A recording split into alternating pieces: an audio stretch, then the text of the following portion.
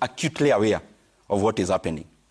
But Jeff, whatever the government is doing is actually scratching the surface. Let's start there.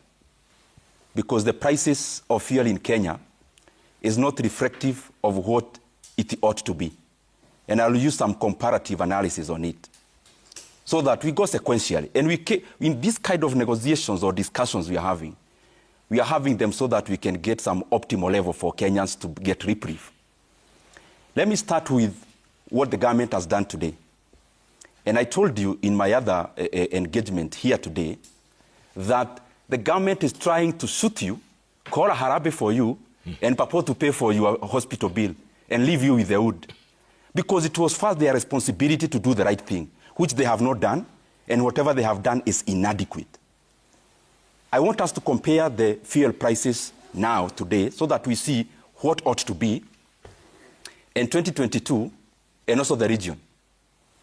Oil per barrel in 2022 around May was around $115 per barrel in 2022. But the amount Kenyans paid in the pump, the highest ever they paid, was $160 for petrol and $140 for diesel. That is 2022. Currently, the barrel of oil now, today as we talk, it's not even 101. It is $98 per barrel, as it is today. It's under 100. Under 100. But what are Kenyans paying before now, whatever we are reading and seeing now? 206. So we had global oil prices trading at 115 per barrel in 2022. But Kenyans were paying 160 and 140 for petrol and diesel, respectively. Now we have a much lower price of 98, even after the bullish oil market. We are still lower than the levels of 2022. But in Kenya, we are at unprecedented levels in terms of pump prices. That's comparative Kenya for Kenya. But tell me this, because I've seen you press some videos here. Yes. All the fuel requirements of Uganda, or most of it, pass through our port. Yeah. Because our brothers and sisters are landlocked. That we are here talking about fuel prices in Kenya being the highest in the region. Higher than Rwanda, higher than Uganda, higher than Tanzania, higher than Ethiopia, and higher than Burundi. Kenya, a premier economy. There is something we have to do about that. And this is it that we need to do. In a non-oil producing economy like Kenya, you only have to deal with one thing as a government. Government holistically, including EPRA and the National Treasury. Your freedom of flexibility is within the levies and taxes. And the government has a 48% chance of putting our oil prices the way they were unchanged. They have that in their hand. And this is how. When oil was still 206, and I'll use petrol, 206, 82 shillings of what you are paying in the pump at 206 is going to government through levies and taxes in this manner. Which is very high. I mean, in this manner. One, around 24.9, or let's say approximately 25 shillings into VAT. Excise duty, excise tax, 21 shillings. Fuel levy, we are talking about 25 shillings. PRL, we are talking about 0.75 shillings. RDL, we are talking about 2.05 shillings. PDL, we are talking about 5.4 shillings. All those elements are a creation of the executive. The parliament only comes in terms of being a conveyor belt. So the request Kenyans are having is as follows. The government and Kenyans are asking and demanding, take us back to the level of levies and taxes as you got them. Listen here, Jeff. Kenyans are not asking anything additional. Place Kenyans to the PDL they got. Take Kenyans back to the VAT as this government took over. Take Kenyans back to the fuel levy as you got it. If we do that, as I said in my opening remarks, we knock off now VAT 9 shillings. Immediately through a gazette notice, the Minister for Transport should issue a gazette notice tomorrow, doing away with the 7 shillings. That is a creation of this government in 2022. Additionally, and I'm repeating because this is the most critical point, Fuel Stabilization Fund is not a grant. As you fuel your car today, Jeff, unatolewa shilingi 5 na 40 cents. Na haitolewi kwa sababu ni kodi. Inatolewa kwa usiku mbaya. Kama huu. Lakini, these are the taxes that William Ruto used to talk about before he was president, and you supported him.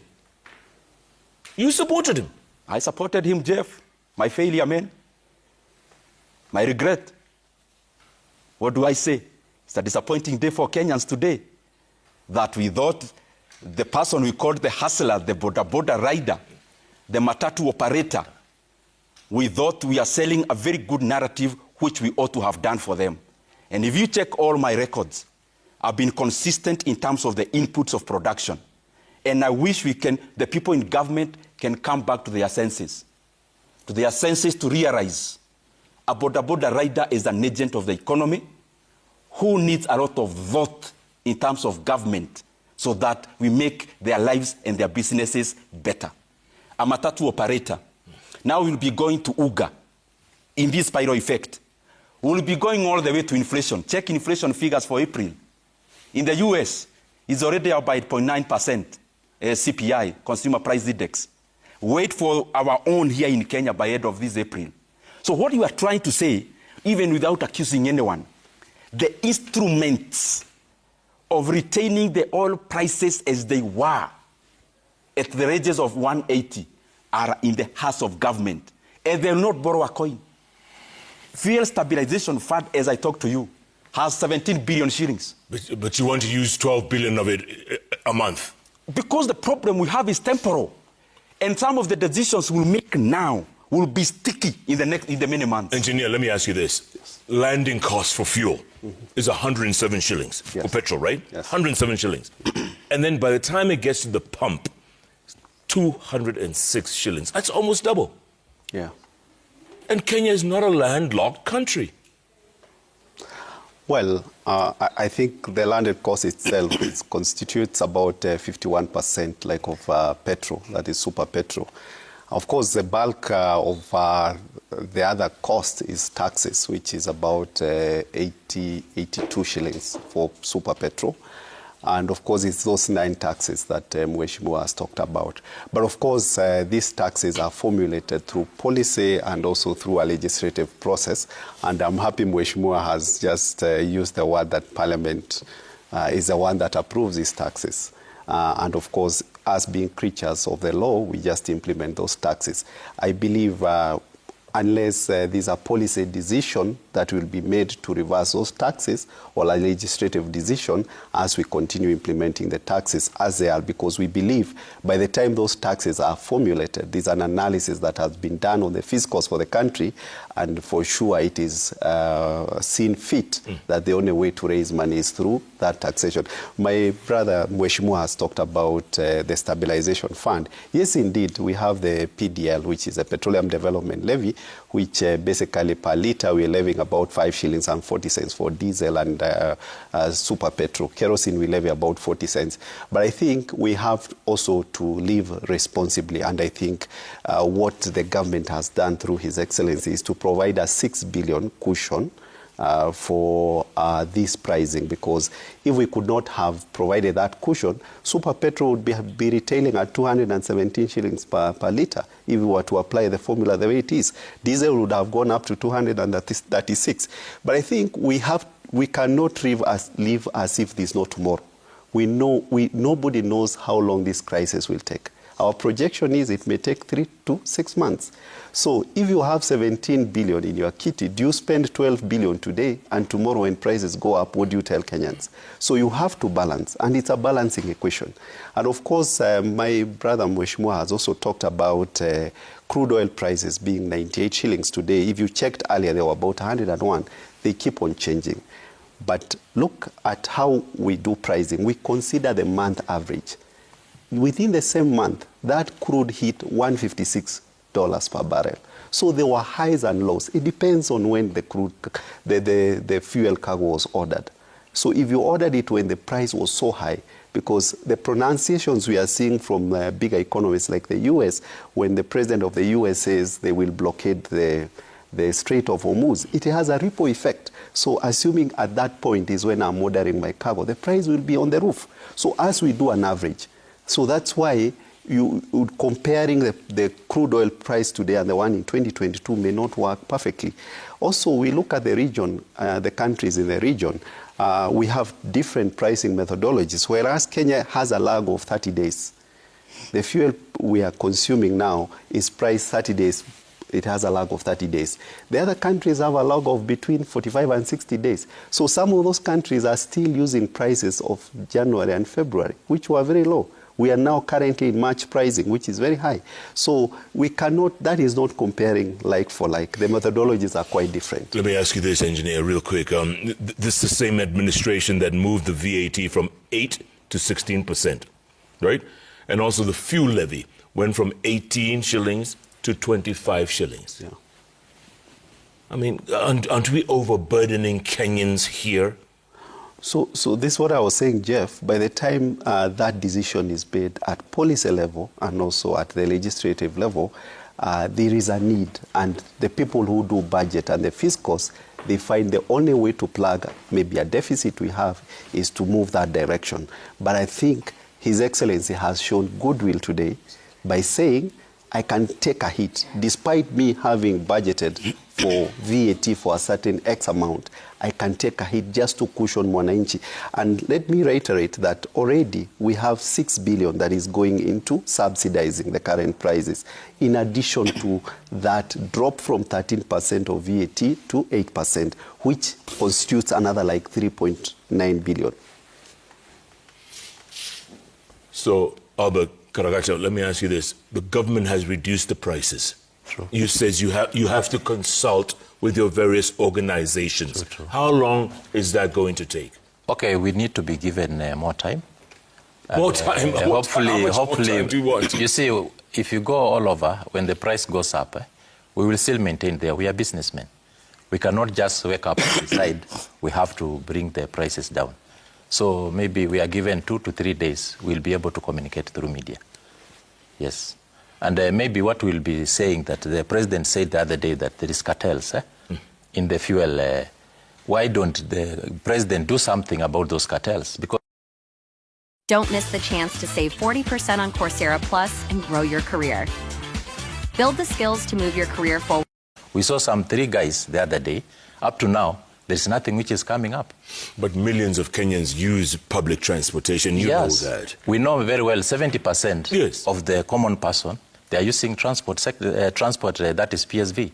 But what we are saying, we still have other commodities. If you go to spare parts, they are still high. Go to, let's say, buying a vehicle right now. 2 years ago, we could spend around 4 million. Right now, we are spending around how much? 7 million to buy a minibus.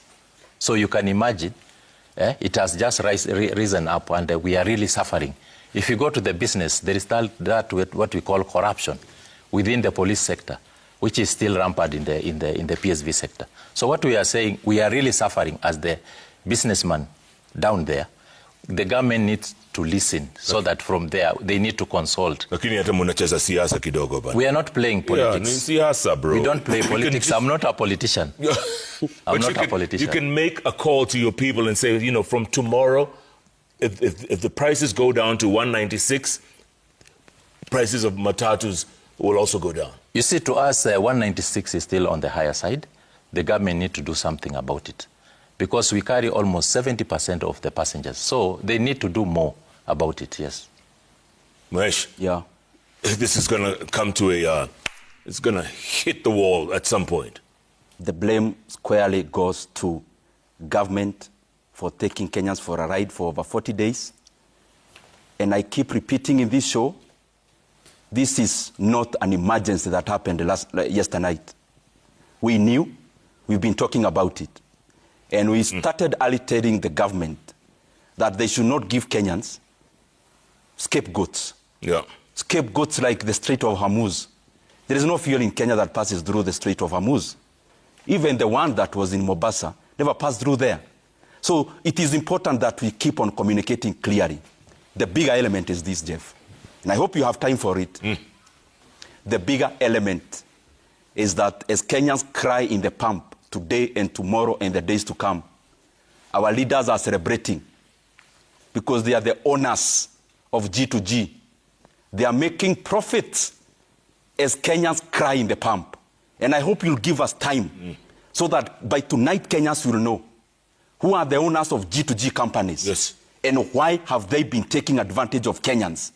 That leaders are elected to lead so that we can alleviate the situation of the Kenyan people. But leaders in Kenya have chosen to do business in the oil sector. That G2G and the vehicles in there are vehicles of patronage of people in high offices. That is, we are here debating about very high prices of fuel. Leaders in Kenya are buying money printing, money counting machines because of the profits they are making. It is ridiculous. It is very embarrassing. And I hope you'll give us time. Absolutely. Talk about G2G. Yes. To talk about patronage in the oil in Turkana, which has also been taken over by the leadership of this country. Absolutely. In fact, Kimani Kuria, chairman of the Finance and National Planning Committee, has arrived, finally. Karibu, Mheshimiwa, karibu. We've been waiting for you all this time, man. Asante. How you doing? Karibu sana. Karibu. Very good. Karibu. Comrade. Well, I'm sure you were listening to part of this conversation. You know, we're in a bit of trouble. We're in a fix here. We're in a fix. Huh? Where do we go from here? One of the things that we must agree that we're in a global crisis. That's what the engineer here was saying, global crisis, but come on, man. You know. Sawa. Na sio mara ya kwanza kujipata hapa. Tumekuwa hapa hapo awali. Na nikimsikiza kama ndugu yangu, we call each other comrade because we were both graduates from Kenyatta University. Tulikuwa hapa awali pamoja. Na tulifanya nini wakati tulikuwa hapo? Unakumbuka wakati ya COVID, wakati tulijipata hapa kwamba bei ya mafuta ilianza kupanda, tuweza kupunguza VAT kutoka 16% tukafikisha 8%.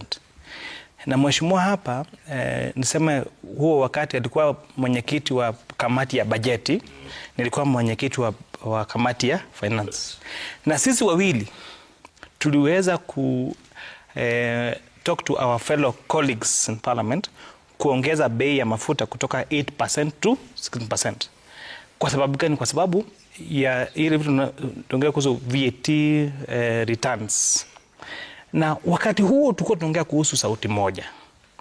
Lakini sasa tunajipata mahali ambapo yeye yako na sauti tofauti kuliko sisi, na tunaelewana kwa sababu ameenda mlengo mwingine, which is okay.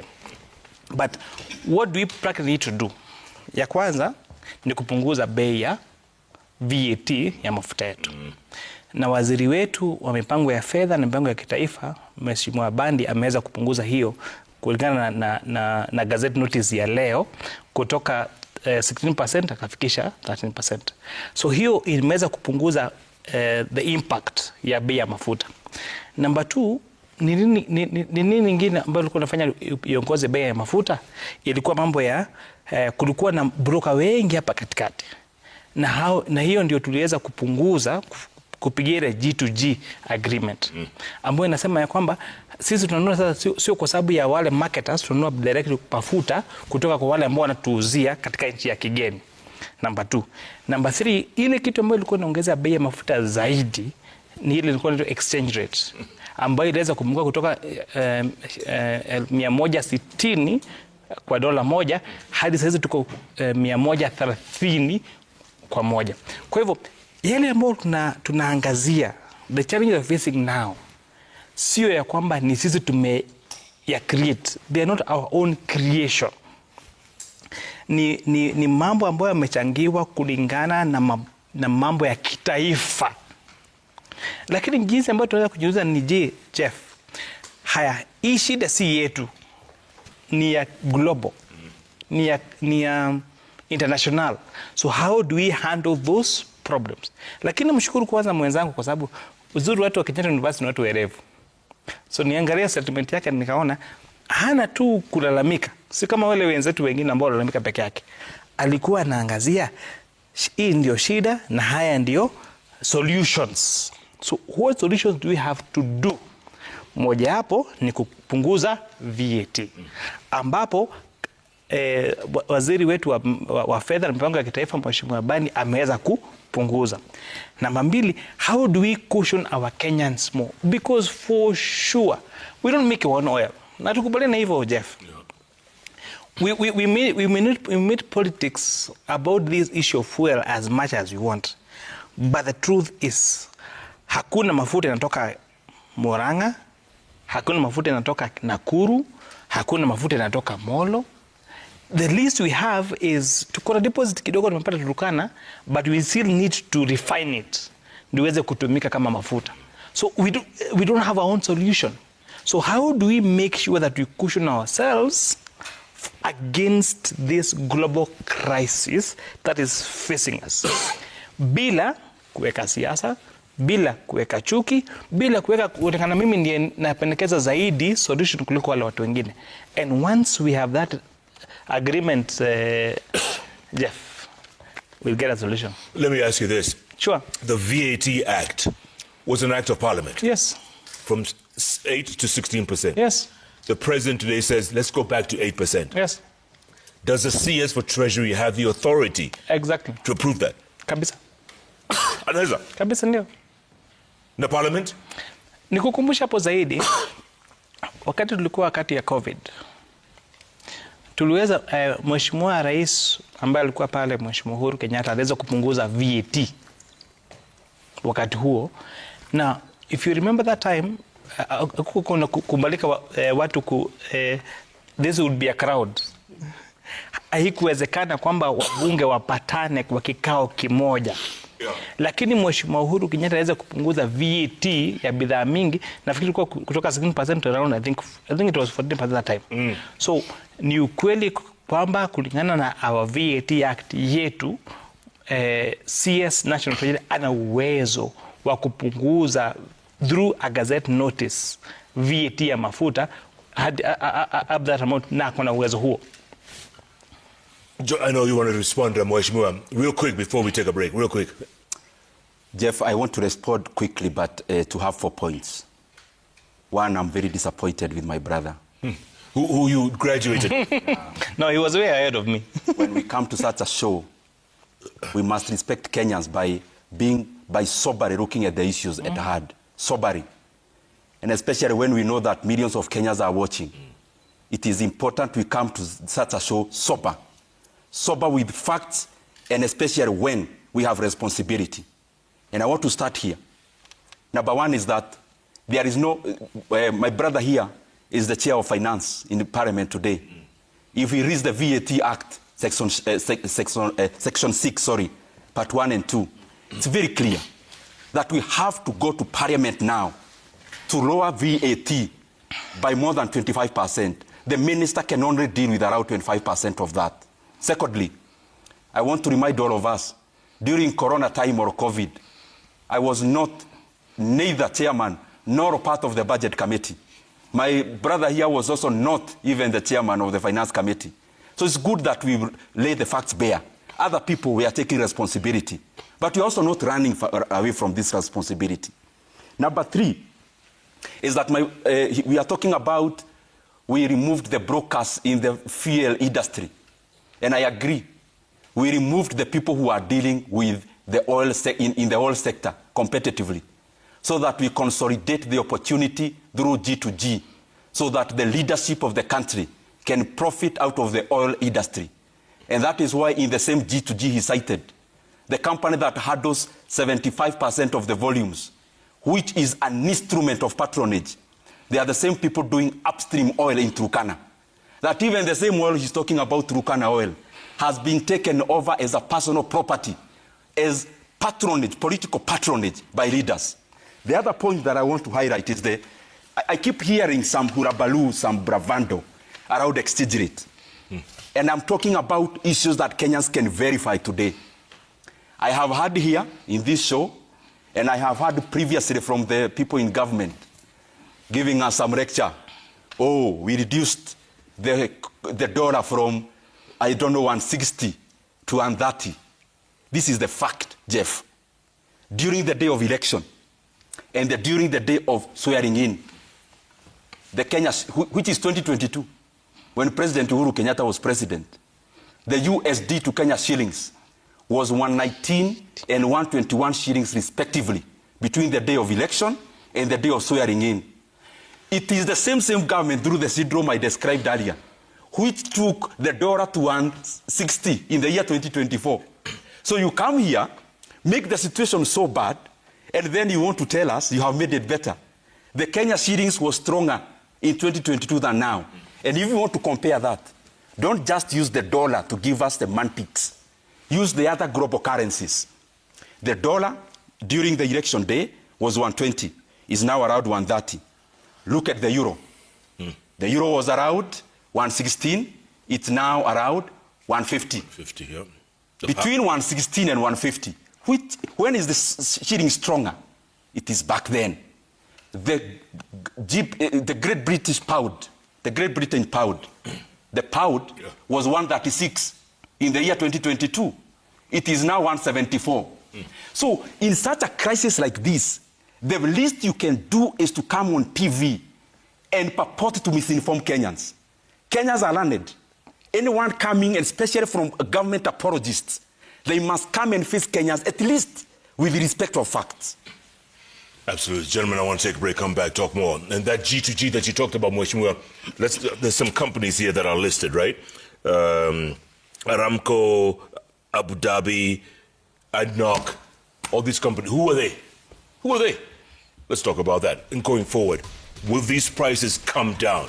Engineer has promised us from tomorrow, 9 shillings less. Midnight tonight, 9 shillings less. Let's put him to task. It's an hour and 40 minutes to midnight. We'll see. When we leave here, mtaenda kufuel nitaona. Kabisa. Au sio? Sawa. Keep tweeting at Koinange Jeff, at Citizen TV. The hashtag is JK Live. We're going to take a break, come back, business news and sports, and then we continue. Our discussion here is very important. Are you listening out there? Let us know. Back in a moment.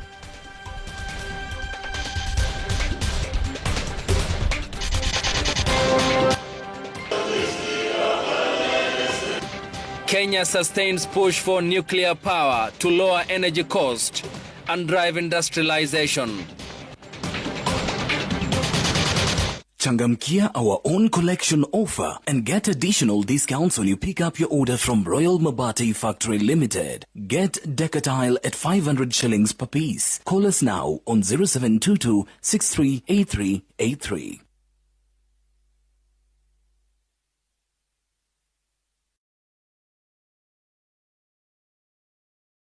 At ZTech University, we equip you with global skills to thrive in today's and tomorrow's job market. Choose from market-driven programs in law, data science, computer science, nursing, software engineering, education, business, hospitality, media, IT, and international relations. Learn from expert faculty committed to your success. Grow beyond the classroom. Call our admissions consultants and join our May 2026 intake. ZTech University, inventing the future.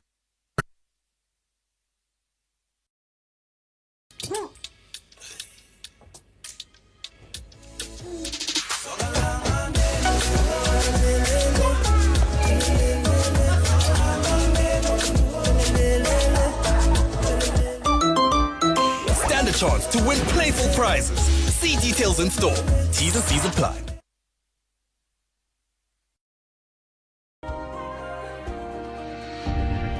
When I have back pain, I reach for 2 tablets of Panadol Extra.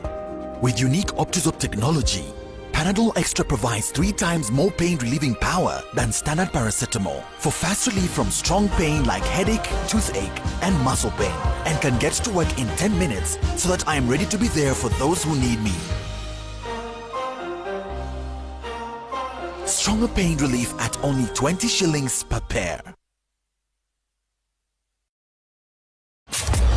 Wacha nikwambie, KC Lemon and Ginger imeingia kama nothing you've ever tasted before.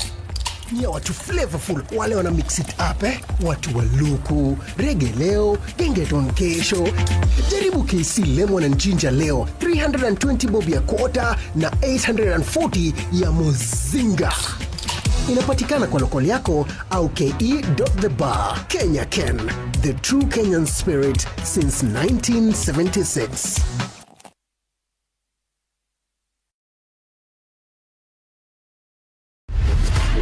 Tomorrow belongs to those who shape it. At Riara University, we see the tomorrow in you.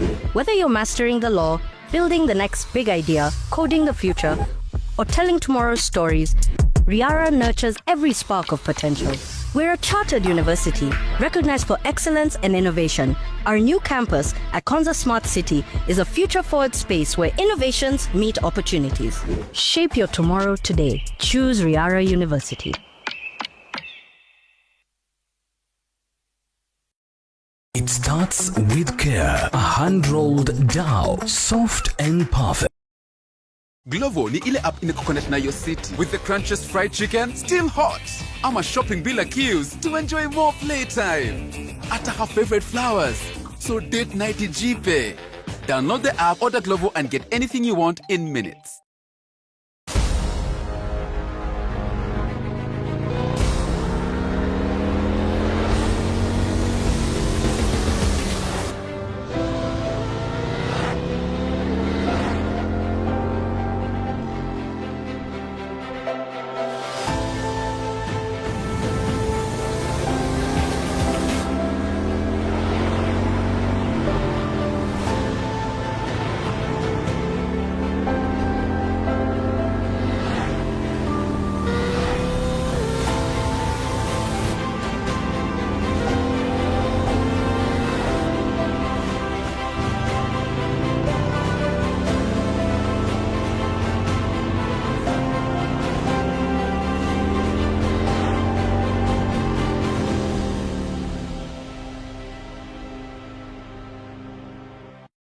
Tomato sauce, melting cheese, golden crust, then the flavor twist. Our chicken, crispy, juicy, tender, made to perfection. This isn't just food, it's art. Order now on the Bolt Food app and enjoy 40% off your first Jajamelo order. Jajamelo pizza and chicken, made in Kenya by Kenyans for the world.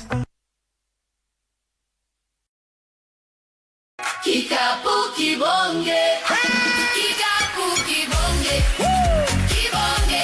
Naiva says your money. Kila siku every day. Kikapu kibonge, cheza kibonge. Homo value. Naiva. Hiyo ndo se.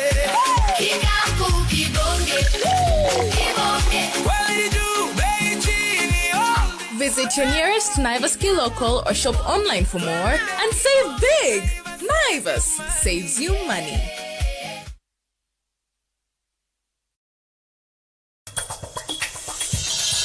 One ticket bound for Peñon Viejo, thank you. Going on a round trip? No.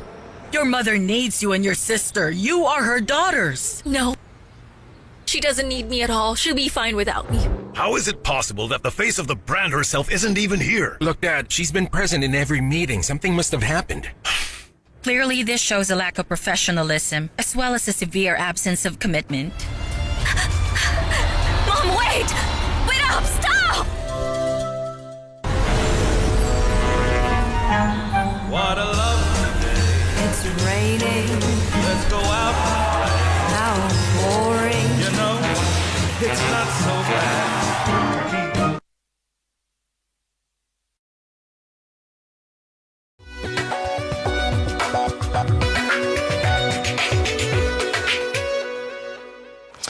Time for some business news here on JKL. The government has continued with its push to incorporate nuclear power into the country's energy matrix to enable Kenya meet its industrialization agenda. Speaking at an induction meeting in Kisumu County, Nuclear Power and Energy Agency Chairperson Lawrence Gumbe indicated that the planned nuclear plant in Siaya County would not only eliminate the country's need to import power, but also produce enough to spur local industries. Laura Otieno now reports on Kenya's resolve to boost its energy reservoirs. With about 11 months remaining until the groundbreaking of Kenya's first nuclear plant in Siaya County, the Nuclear Power and Energy Agency has called for political goodwill, outlining the benefits of nuclear energy. NUPEA chairperson Professor Lawrence Gumbe saying that adequate safety measures have been deployed, including the pending ratification of 4 nuclear safety conventions. For us to reach the entry level of Vision 2030, we need to produce at least 60,000 megawatts from the 3,000 we are producing. So we need to think in those quantums, and nuclear power is the only one which we can use to very quickly bridge this gap. Nuclear power plant is something that will last for like 100 years. So it's not just an energy project. It is more than that. And we have to work together with all stakeholders. Siaya Governor James Orengo also made a case for the potential of nuclear energy to spur economic growth, not just on the national scale, but also for locals within the county. I have this belief that if Siaya gets a primary investor that can help the lifting up of our economy, which is basically subsistence, then Siaya is going to be a different place. Consultation will not be a one-off thing. It will always be continuous, and there will be need for public participation before, during, and after. As a county assembly, we know our role. The legislative authority of the county vests in the county assembly. Kenya is set to break ground on its first nuclear power plant in March 2027. Nuclear Power and Energy Agency has mapped out 8 potential sites in Siaya County where the plant will be situated along the shores of Lake Victoria. Laura Otieno, Citizen TV. Economic experts are warning that the government lacks the fiscal discipline to stick to the proposed 4.7 trillion shillings for the 2026-7 financial year. This, they say, could see Kenyans bear the cost of funding the nearly 5 trillion Kenya shillings budget. Further, they warn that the country's spending priorities may undermine long-term economic stability, as Jimmy Mbogo now tells us in the following report. Advisors from EY are raising the red flag over what they describe as a mismatch between resource allocation and sectoral contribution to the economy in the 2026-2027 budget. According to analysts, key productive sectors such as agriculture, which contribute significantly to the gross domestic product of the country, continue to see their allocations decline. Agriculture contributes about 70% of our GDP, but when you look at how much goes into that sector, it's very minimal. I mean, it's below what, 100 billion. It's very minimal. Either as a country, we do not believe that we can actually have value addition in this sector because agricultural transformation is one of the pillars in the current government. The micro, small and medium enterprises drive the economy in Kenya. We're basically an economy with a lot at the base, with MSMEs being a significant part of the business environment. So we'd like to see targeted investments there and allocations to stimulate. EY further raises concerns over the structure of government expenditure, where a significant portion of revenue is channeled towards recurrent expenditure and debt repayment, a trend that could limit fiscal space for development projects. Current continues to carry the day with a lot of money going into that, and I think that's one of the areas that we are saying, if we are talking of fiscal consolidation, there are areas and elements that we can work on managing our recurrent expenditure. We want to see a scenario where we raise debt, right, but with targeted focus to drive certain catalytic investments. With the government continually overshooting its own spending estimates, experts now warn that the projected 4.7 trillion budget could spill over to nearly 5 trillion shillings, even as they note that the government is incapable of lowering the debt to GDP ratio to the desired 55% in the near term. Jimmy Mbogo, Citizen TV, Nairobi. And cassava farmers in the country are increasingly exploring new options to address years of losses caused by the highly destructive brown streak disease. In Kilifi County, trial fields of genetically modified cassava are drawing attention as farmers closely monitor its performance and consider its potential. On this week's Smart Farm, our reporter Dennis Otieno is back from the coastal town of Mtwapa, where he met cassava farmers yearning for the switch.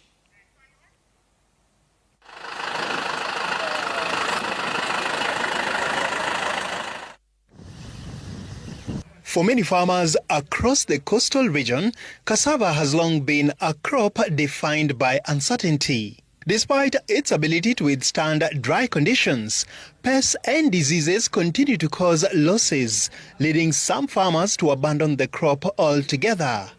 Ile mwaka kwanza nilikumbana na magonjwa, mpaka nilipoanza kuvuna muhogo nilipoteza kila kitu kwa sababu ilikuwa imeingiliwa na ugonjwa ile brown, so nikapoteza kila kitu, mbegu pamoja na roots zake. Hizo challenge zinatukumba sana kwa mambo ya mbegu ile mihogo ambao haiwezi kupandika tena, sababu ile virus ikiweza kumea katika ama ikisambaa katika ule mhogo, basi ule mhogo mzima hautambuliki ama haufai kabisa.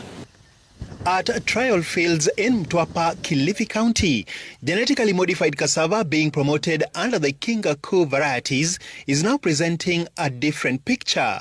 The variety has been developed to address cassava brown streak disease, a devastating disease that can wipe out entire plantations. And the objective of the project is to develop and deploy cassava varieties that have a durable resistance to the most devastating viral diseases, that is cassava brown streak disease and cassava mosaic disease. Both the diseases are transmitted by insects.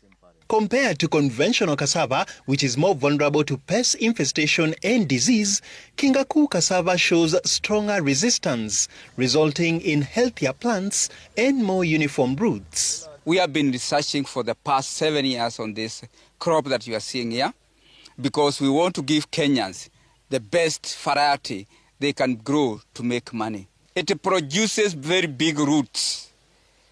It has good resources. It is somehow drought resistance. We want to ensure Kenya that whatever is in the country, like this Kingaku cassava that is produced here, is safe for the Kenyan population and ready for release to the environment. A lot of work is being done by the scientists in the GMO space, and all of these scientists are being superintended over by the National Biosafety Authority. We train groups, we do demonstrations for the groups that we have. We also train seed entrepreneurs, those who we expect to bulk seed and share to other farmers. After years of repeated losses, many farmers are now reconsidering their options. Nimepata picha ya kwamba mhogo sasa itakuwa inapatikana ile ambayo sasa imethibitishwa kwamba ni mzuri na haina ile magonjwa ambayo pengine ingeweza tena kunifanya nirudi pale pale kwa zile changamoto. GM cassava tuseme nimeelewa kama ni tool yenye ambayo inatusaidia kuboresha mbegu kuwa nzuri zaidi. Kwa hivyo hiyo sijaipanda na nitajaribu ni compare hizi zingine nione mazao yake yatakuwaje. Manake mimi nina shamba yangu nilikuwa nimeamua kupanda hata ekari 8 nzima. Lakini ile kiangazi cha mwaka jana ikanitatiza, lakini sasa nimejitolea. We've been able to show that these 8 lines or 8 varieties that we are promoting under the Kingaku flagship, they are high yielding, giving over 10% over what is conventional varieties. GM cassava trials here in Mtwapa are still ongoing, but early indications suggest that these varieties could help address long-standing challenges facing cassava farmers in the country. Dennis Otieno, Smart Farm.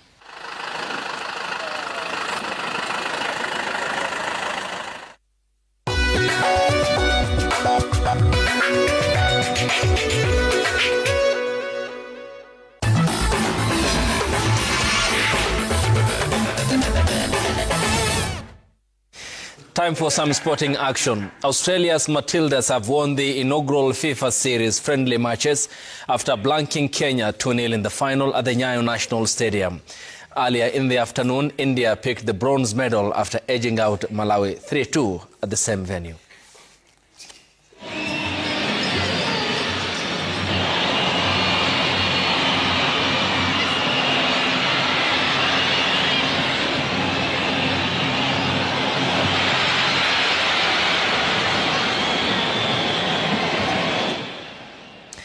The CECAFA regional headquarters will move to Nairobi after consultation between CECAFA and the Ministry of Sports. Sports Principal Secretary Elijah Mwangi and FKF President Hussein Mohamed will spearhead the transition to ensure CECAFA settles in Nairobi. 14 football presidents from CECAFA and the COSAFA region met with FIFA and the government of Kenya, the Sports Ministry headquarters. FIFA announced that they will support Kenya in the development of a FIFA standard stadium in Mombasa County as their contribution towards the football infrastructure development in the country. The world governing body and arena, part of the football development, will also be launched in Nairobi soon.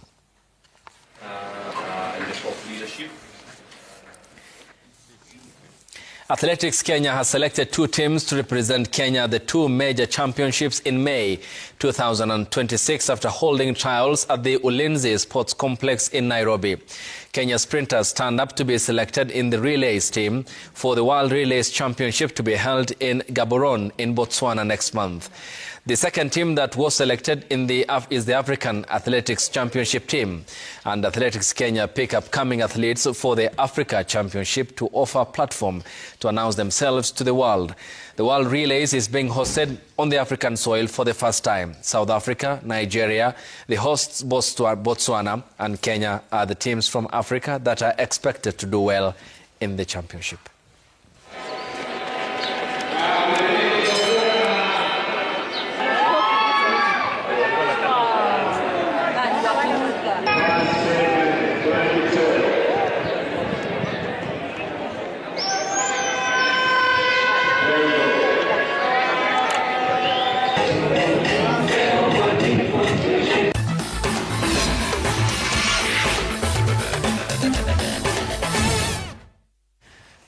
So, talk about fuel and how it's fueling the conversation on the bench. The conversation is fueled all the way, man. There's a lot of talk here. And we got the best guests we could get.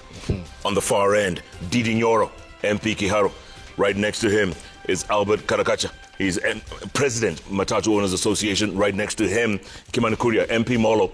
Walked in a little late, but, he made it, which is good.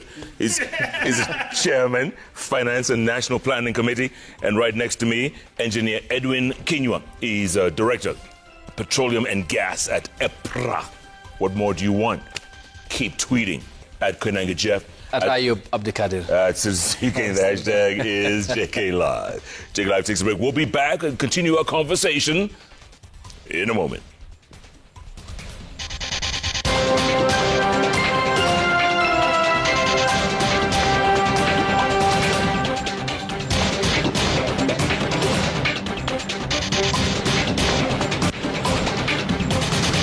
Get brick tile and Roman tile Mabati at 370 shillings per meter from Rail Mabati Factory Limited. When you pay and carry on the same day, unapata additional discount moto ya own collection. Call us now on 0722 638383.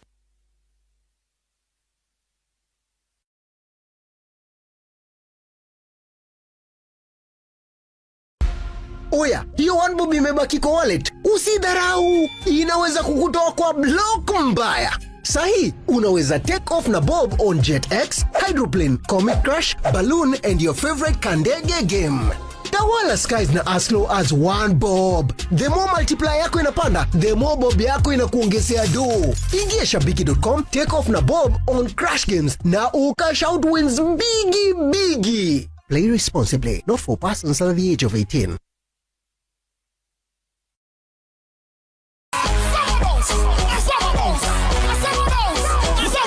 Every single Friday, Kigonga 10 p.m.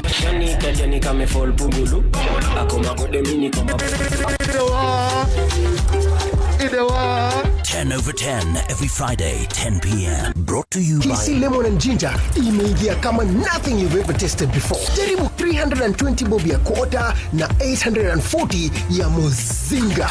Inapatikana kwa lokoli yako au ke.thebar. Kenya Ken, the true Kenyan spirit since 1976. Common sign of sensitivity is a short, sharp pain to hot and cold. A lot of my patients have changed a lot of habits. They are no longer eating cold foods, popsicles, things that they love to eat. If you do nothing about it, it will get worse. Sensodyne works by creating a protective layer over the sensitive areas of the teeth. You can go back. It captures everything, from action items to key decisions. And after every call, you get a clear summary. But where it really goes to the next level is that it's the only AI note taker that connects your meetings to the rest of your work. So stop stressing about taking notes and get the AI note taker that works for you. Get ClickUp AI Note Taker for your next meeting.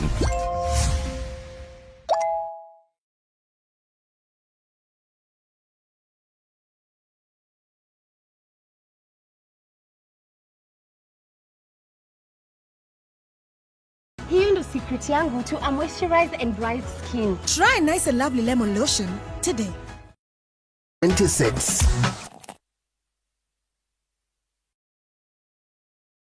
Kibao kila wiki na Carrefour. Enjoy Pepsi assorted soda 2 liters at 118 shillings. Menengai bar soap cream 1 kg at 172 shillings. Brampton's microwave at 9,999 shillings. And Samsung 55-inch TV at 58,995 shillings. Deals kibao kila wiki na Carrefour.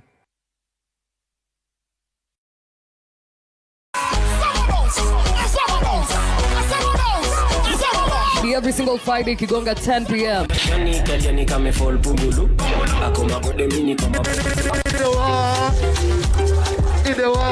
10 over 10 every Friday, 10 p.m. Brought to you by KC Lemon and Ginger imeingia kama nothing you've ever tasted before. Jaribu 320 bob ya quarter na 840 ya Mozinga. Inapatikana kwa lokal yako au ke.thebar. Kenya Ken, the true Kenyan spirit since 1976. None of these guys I think was aware that this thing was outside G2G. Watu wadogo wamekula chakula ya mzee. Tumetoa pesa ya serikali ya kufanya subsidy. You are conflicted, Mr. President. It was a well-oiled plan. 90% of the crowd you saw Gachagua come with were outsiders. Ulituma polisi kupiga watu walikupigia kura mara 3. What are you really saying? Hawa wazee watatumika vibaya. Mpaka Moses Kuria anasema kama ni Mkorino. They are children of adversity. Let's get the status update first. Wakorino wako pale ni 25 peke yake. Si ni mtu tapeli tu, mtu conman. This is gangster land. All the leaders ya Raila wanalia. Kuna character kidogo hapo kwako kwa UDA. Wanajaribu kuleta friendly fire kwa mambo yetu ya UDA na ODM. I warned you ya kwamba Kasongo atamaliza ODM. So how will this contest end? News Gang every Thursday at 9 p.m. Don't miss it.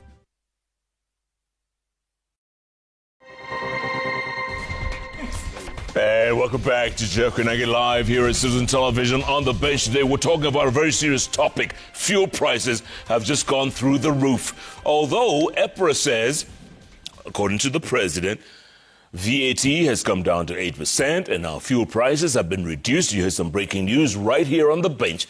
So super will be down by 9 shillings, diesel by 10 shillings, starting from midnight tonight, according to engineer Edwin Kenyua, right here next to me. Right next to him, the chairman of the Finance and National Planning Committee in the National Assembly, Kuria Kimani, who's also the MP for Molo. Right next to him, Albert Karakacha. He's the president of the Matatu Owners Association.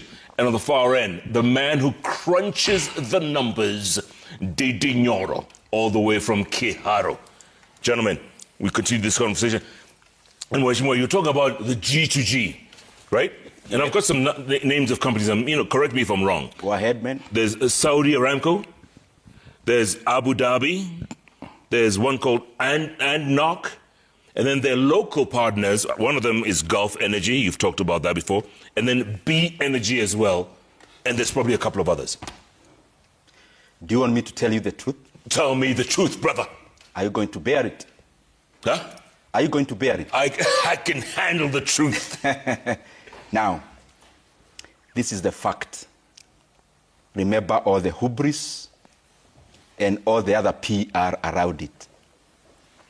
Previously in Kenya, oil used to be competitive, even including the importation.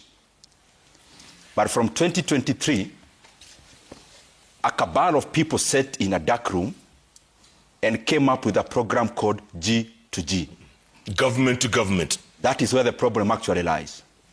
Because only one side is government.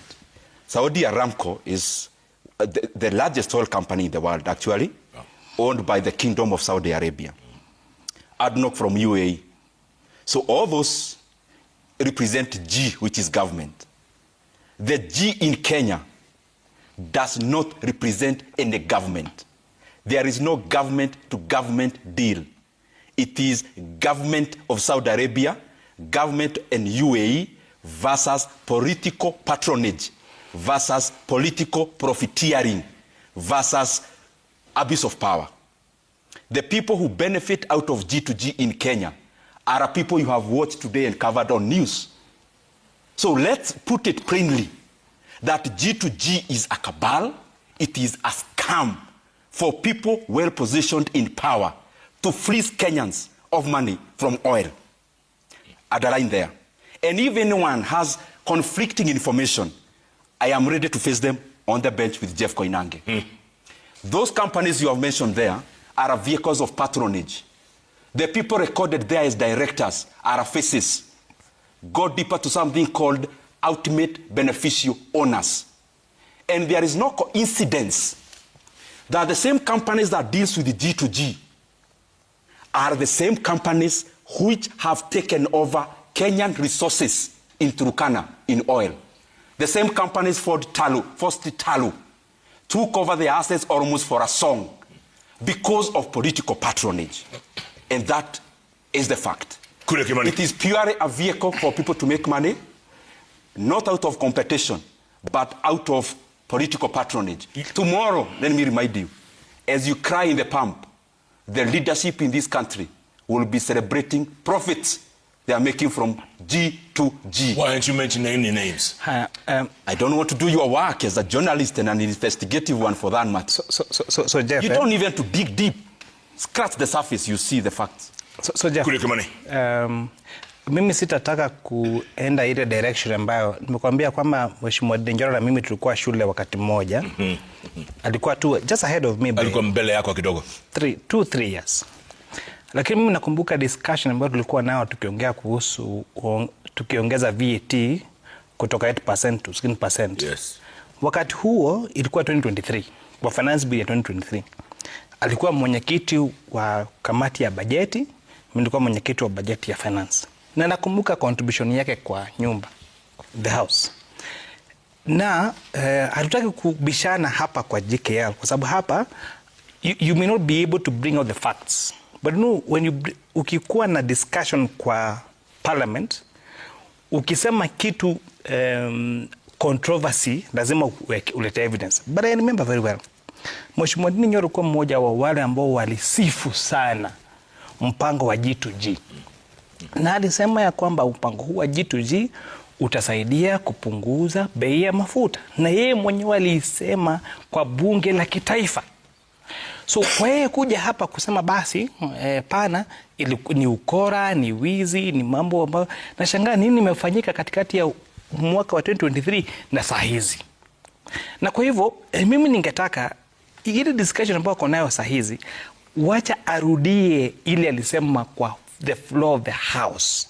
Sio kwa sababu sasa si mwenyekiti wa bajeti, si kwa sababu sasa ameenda upande ule mwingine wa upinzani ambao tunaheshimu kwa sababu ni haki yake katiba, lakini huwezi kuwa leo unasema basi mpango huu ni mzuri, lakini miaka miwili baadaye kwa sababu umechange sides, umeenda ule upande mwingine basi ukasema hapana, huu mpango ni mbaya. So hapo mimi naona kuna hypocrisy katika statement zake. Namba mbili, tulikuwa tumefika hapa kuongeza VAT from 8% to 16%. Ambayo sasa Mheshimiwa Rais amesema, na kweli section 6 ya VAT Act inasema ya kwamba minister hawezi punguza rate up to 25%. Na ndio maana waziri kwa mamlaka yake alipunguza tu 13. Lakini hii Mheshimiwa Rais ambaye amesema anaipunguza hadi 8%, lazima bunge ipitishe. So itakuja kwetu na tutaangazia, tunaenda public participation, tunaangazia kwamba Wakenya wanataka tupunguze hadi 8% na tuta make a decision. Lakini kabla tufike pale tujiulize, je, tulitoka 8% aje tukafika 16% aje? Na tujiulize, wale waliopiga kura ya kuongeza ushuru wa mafuta kutoka 8% kufika 16% walikuwa gani? Na nikwambia Jeff, mimi sina hypocrisy, nilikuwa mmoja wao. Wewe. Na nikwambia kweli, Mheshimiwa Nyoro alikuwa wa pili kupiga hiyo kura. Na kama siyako hapa, let him deny. He was among the people that voted to change VAT on fuel from 8% to 16%. Na nikukumbusha, wakati huo ulikuwa ule subsidy ya serikali ambayo tulijiuliza, je, hii subsidy ambayo tunasema tunapea fuel distributors tunawapea kwa sababu gani? Na yeye alikuwa mmoja wa waliochangia katika bunge kwa msemo, kwa kusema ya kwamba ile serikali ya Uhuru Kenyatta iliweza kuapprove hiyo fuel subsidy, na kwamba tulipoteza bilioni 5 kila mwezi kwa subsidy. Na akitaka tunaweza toa hiyo Hansard na tukaicheza hapa. Na alisema yeye mwenyewe kwamba mpango huo wa subsidy ya fuel haukuwa unasaidia kupunguza bei ya mafuta. Kwa sababu gani? Unapotoa hela kama serikali upeane kwa kureduce, useme unapunguza bei ya mafuta, utapea nani? Are you going to give the person importing the oil? Utapea yule ambaye ana own petrol station?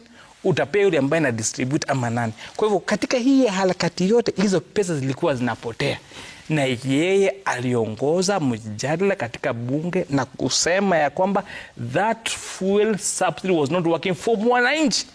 Hata wewe ulikuwa hapo na ukasema hivyo? Tulikuwa na yeye. Mimi naye tulikuwa zaidi moja. Tukasema sawa tuondoe hii. Mbona muli-ignore public participation hiyo? Tulikubaliana na public participation ya kwamba kwa sababu wale watu ambao walikuja oil marketers walisema kwamba hizi hela ambazo mnaweza kuset aside ya kufanya subsidy ya mafuta haitufikii sisi. Na ndio maana despite hiyo kukuwa na public despite kuwa na hiyo subsidy ya mafuta, bei ya mafuta bado haikuwa inapungua. Na hivyo ndivyo wananchi walituambia. Mwesh, welcome to you. Mwesh. Jeff, that's why I'm insisting over and over, with all due respect, that when we are facing Kenyans at the very basics, we face them sober. For one reason.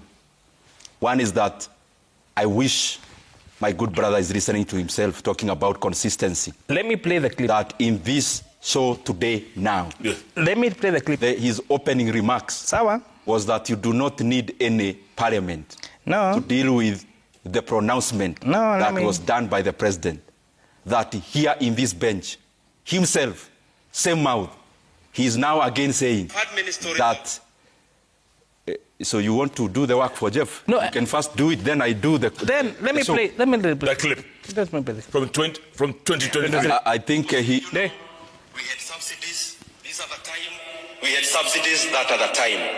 I am the chairman of budget in the National Assembly, and I want to confirm to the Kenyan people, the subsidy you hear that was there, the subsidy in terms of oil, the subsidy in terms of unga.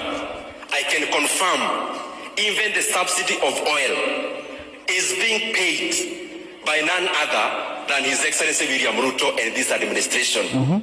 What we enjoyed then is postponed subsidies. Enjoyment was then, the payment is now. As we talk, even the subsidy we enjoyed last year, 40 billion shillings in subsidies of fuel, it is being paid by this current administration. And therefore, we are not trying to blame anyone, but it is responsible for us to tell the Kenyan people where we are so that we also appreciate where we are headed. Na mimi niko na uhakika ya kwamba Kenya and all of us will appreciate where we are headed. Haya, now, very good that, that's why it is even laughable, Jeff. And I'm repeating to my own brother again, maybe we'll talk after this show. that there is some decorum that we must keep on facing Kenya. Yeah, sure. One, let me go back to where I was. Consistency. Sure. That in the same show, he talked about the pronouncement about VAT does not need any parliament. Before the show is over, he has changed. No. I said up to 25%. Jeff, are you the owner of the show? No, I am. So please let me talk. Finish. 100%. So in the same show, he has already changed. The clip you have played there, what does that tell you about myself? I was the chairman of budget who allocated money for the fuel subsidy. If you listen to that clip, I am actually saying there was not enough money then, but it is during when I was chairman of budget that the money for subsidy was availed. And it is the same thing I'm saying today, that the Kenyan people deserve this subsidy because the spiral effect of having very elevated prices in the fuel prices is untenable. That's point number 2. I was to do an opening remark when we were to come back from the break. You are doing Kenyans a great injustice, Jeff. How so? I'm here watching, we are watching JKL here, I'm looking at the TV. Yes. All of you have fallen into the propaganda of this government. That you are now running here, that EPRA has reduced all prices. Which EPRA has reduced all prices?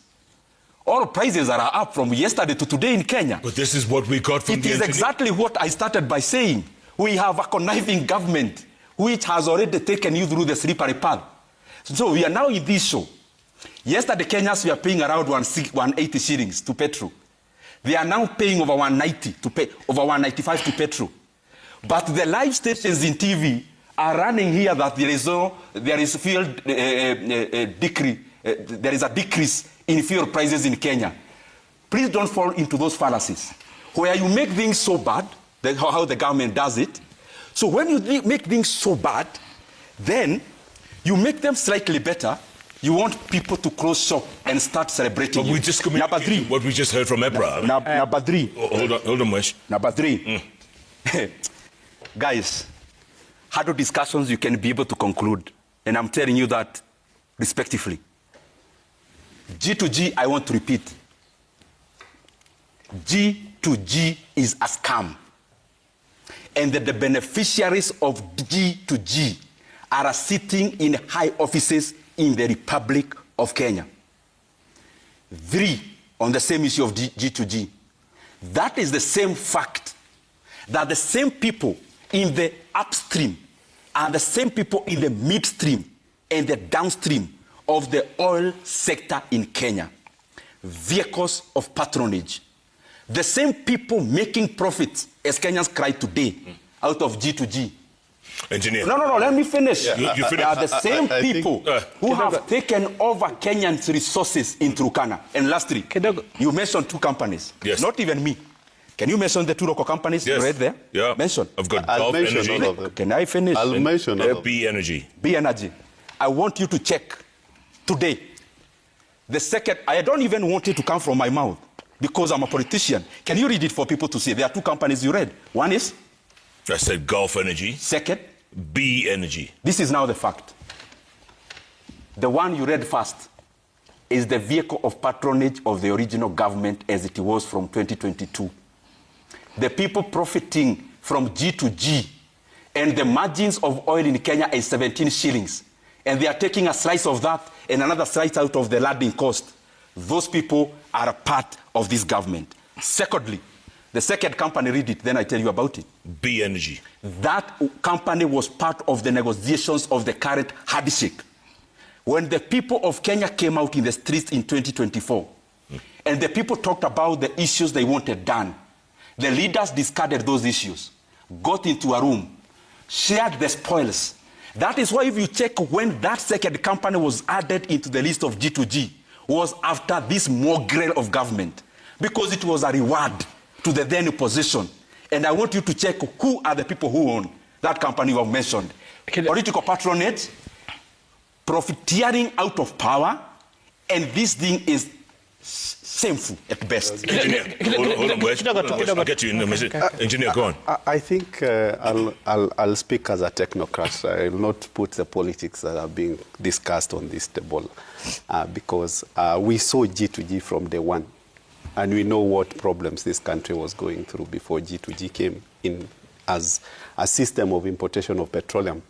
I think when His Excellency the President was coming into office, I think even that Saturday, he normally gives that example. That Saturday before he was sworn in, oil marketers called on him because he was getting briefings from government and there was a handover process.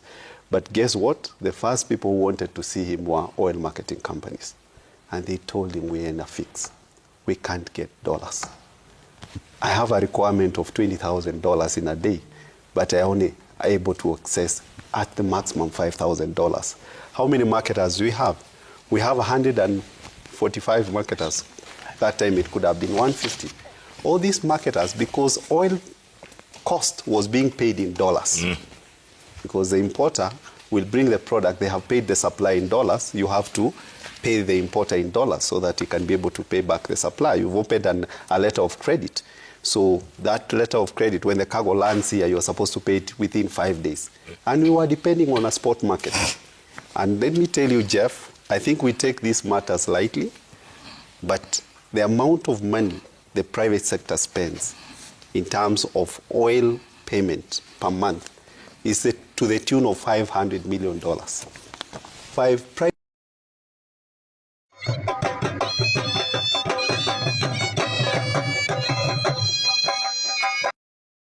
Can't access dollars. His Excellency summoned the entire government, including CBK, including ourselves as a regulator, and asked where is the problem. And he was told, currently the dollars have left the market. You know the FedEx that time was very high. And you see dollars were being mopped from the frontier markets going back to the US. So they were in very little demand. And because of the system we had then, oil had to be paid in dollars. A ship would come to Mombasa and spend 3 weeks. So when a ship is waiting in Mombasa for 3 weeks and you're paying the marriage equivalent to about $31,000 a day, could you multiply that and tell me who was being exposed to the high prices? It's the consumer. And that's when His Excellency requested his team of advisors, including other government technocrats, can you give me a solution? And there were a lot of discussions around what can be done. The G2G system like we have here had never been tried and tested anywhere. We are the first ones to do it as a country, especially in this region. And I'll come to what has been done in terms of even benchmarking by other countries. We've seen Malawi, we've seen Burundi come here to check and benchmark on the G2G. And basically, now when that system was crafted, then, of course, there were discussions that went in with the government-owned companies. And here you've mentioned about Abu Dhabi National Oil Company. You mentioned about Emirates National Oil Company, which we call ENOC. And you've also mentioned about Aramco Trading Fujairah. Those are companies that are owned. One is owned by the government of Saudi Arabia, Kingdom of Saudi Arabia. Then we have the government of UAE, which owns the other two. The question that was being asked, because now I'm coming to the companies that they nominated. For you to import oil in Kenya, you must have a license. You must be licensed by EPRA ourselves. Those companies were given an option. You either establish a subsidiary here and is licensed by EPRA because you can't bring the oil into the country without a license. And they said, that's none of our business. We are suppliers. So the question they were asked then, because this is a G2G arrangement, can we then nominate our national oil company? And I'm coming to question of Mheshimiwa.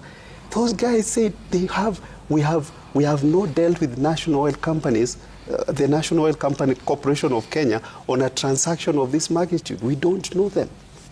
So they were asked then, and actually, Jeff, what they said, you cannot choose a counterparty for us. I am putting a ship worth $100 million into the waters, and I don't know my counterparty. What happens if anything happens to that cargo? The performance risk. Who is with the performance risk? And that's when they said, if we cannot be allowed to choose a counterparty which we can work with, because remember, these are the same companies who are supplying under the old system. So they had partners who they were working with. And they said, I know Jeff in Kenya. I've dealt with him. I've done his KYC. He cannot default. And you see, if I give you an LC and that LC is not honored, I have lost $100 million. Would you take that risk as an international oil company? What about Kenya Pipeline Company? Why not use that? Kenya Pipeline Company is not a trader. Their work is transportation of petroleum.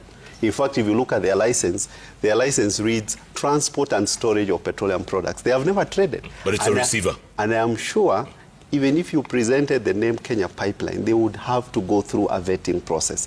And from that is when we got letters of nomination from the international oil companies, nominating 3 companies. Initially, we had a company called Oryx Energies. Then we had a company called Galana Energies Limited. Then we had Gulf Energy Limited. And then later on, 3 other companies were added. When the other company was One Petroleum. You know, they are added subsequently. In fact, even now, nothing stops the IOC, we call them the International Oil Company, from nominating other people. So they added One Petroleum, they added Asharamis Energy, and they also added B Energy. This is after the Gen Z demonstrations. And the adding of any counterparty there is the forte of the IOC, because they sign a supply and purchase agreement that whenever the government of Kenya wants a quantity of oil, you are my counterparty. You will shield me against a performance risk. So they said, if we cannot be allowed to choose our counterparties, let this thing die down.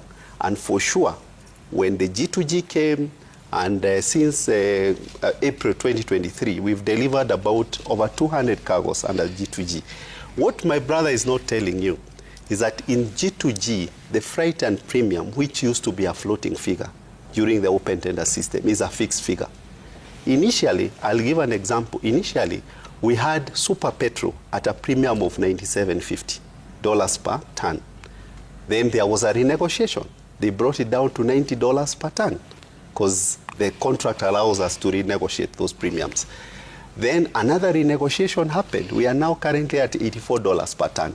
If you go to the market today, Jeff, and this is common knowledge, look at the tender results for Tanzania. They are at $250 a ton.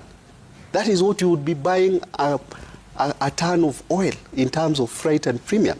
250, we are at 84. Diesel moved from 118. It came down to 88. Now we are at 78. So the advantage we have of G2G is the fixed premium that we are enjoying now, which would have exposed the public to a higher pump price if we were to go to the open market. Of course, we know that payment of petroleum products now, instead of paying them in dollars, you are paying them in Kenya shillings, which has basically stabilized the shilling. Initially, because of this artificial demand that was there, 150 companies were looking for dollars, and the banks thought there is too much demand. 150, maybe you are going to 10 banks as an oil marketing company. So they think there's that demand, and the rate kept on depreciating. Who knows where the rate would be today? Okay, let me go to Albert before I go to you, Mesh, because I know you want to say something. Albert, real quick, that 25% hike, where did that come from? I think we have a committee within the Matatu This sector. committee of yours, man. And they're the ones who decided the about committee is like you and 2 25%. people. What we are saying, can politicians, because you see the problem we are having here, we have technocrats who are supposed to be pushing the issue of but we can see a lot of interference with the politicians. Why don't the politicians let the technocrats do what they're supposed to be doing so that we can get good results going forward? Because corruption in this country is killing our economy. Let's come to that issue of fuel. You remember what the president said, the cartel. We'll want to see those cartel in so that at the end of the day, we know this is what is happening. We want the president to whip right now, not to wait, because people are suffering outside there. Not only about the fuel. Go to other commodities. Even right now, if you go to the supermarket, you will get the unga. It has gone up. Because of the fuel, because of the hike yesterday, walk into the supermarket right now. You will see what is happening. When you say that we reduce the fare, if you go to the spares, the VAT is still there. If you go to buying of that vehicle, the VAT is still there. So what we are urging the government, they need to do something. Because our work, if you go to other country, we are not supposed to be carrying passengers. It's supposed to be the government doing it. But we've decided as private sector to do it. They need to support the industry. If you go, if you check around, you'll see the president supporting churches, why don't he come and support the matatu industry? Because we want support. Yeah? When you talk about the issue of road safety and you increase the issue of the fuel, you see, our drivers will try to move faster so that we can make that money. Yeah, but don't forget, churches are non-profit. You people. No, but you see, if you go deeper into the matatu sector right now, we are not making profit. Yeah, we are not, because you see the police is there about corruption. Go to the county government of Nairobi. There is corruption going on. So what we are saying, the president needs to whip right now, so that as we move on to the election, we are not politicians. We will be seeing what is coming up, because us as businessmen, we want to make profit.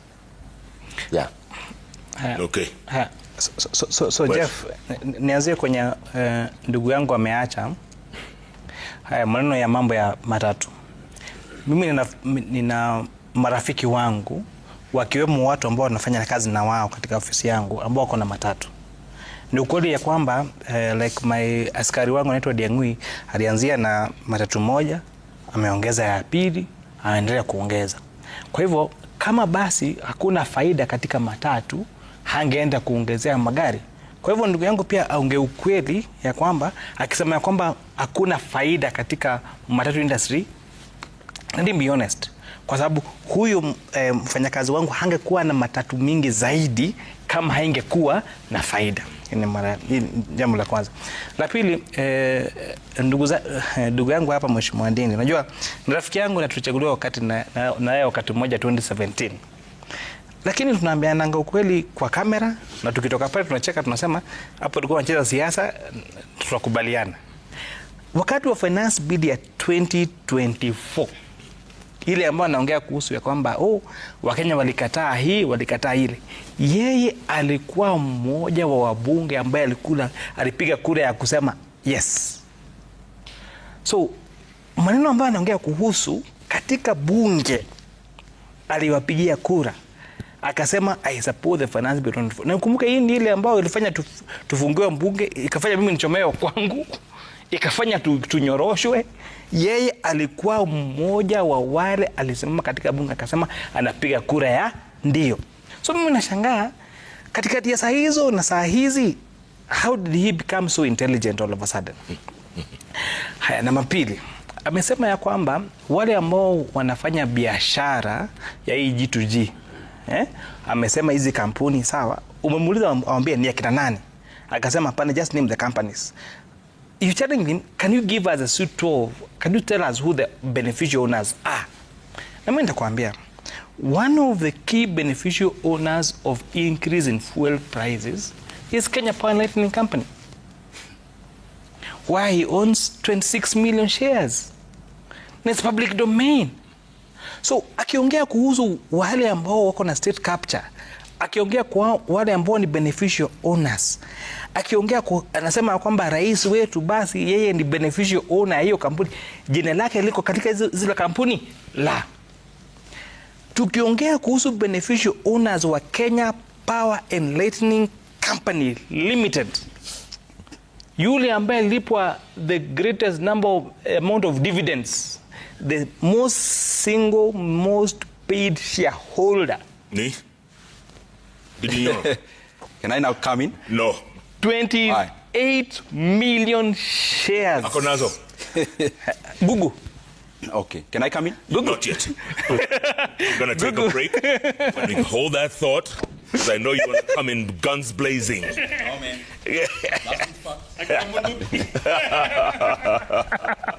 What a great conversation. Ndindi Nyoro's here, Albert Kagarakacha. We've got Kuria Kimani and engineer Edwin Kinyua. We're having conversation about fuel and prices and what's the way forward. Keep tweeting at Koinange Jeff, at Citizen TV Kenya, the hashtag. Check it live. Check it live. Takes a break. We'll be back in a moment.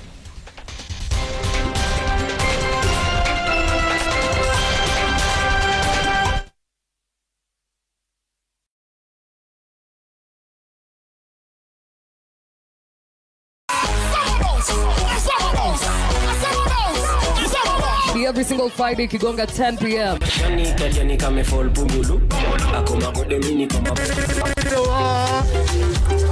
10 over 10 every Friday, 10 p.m. Brought to you by KC Lemon and Ginger imeingia kama nothing you've ever tasted before. Jaribu 320 bob ya quarter na 840 ya muzinga. Inapatikana kwa lokoli yako au ke.thebar. Kenya Ken, the true Kenyan spirit since 1976.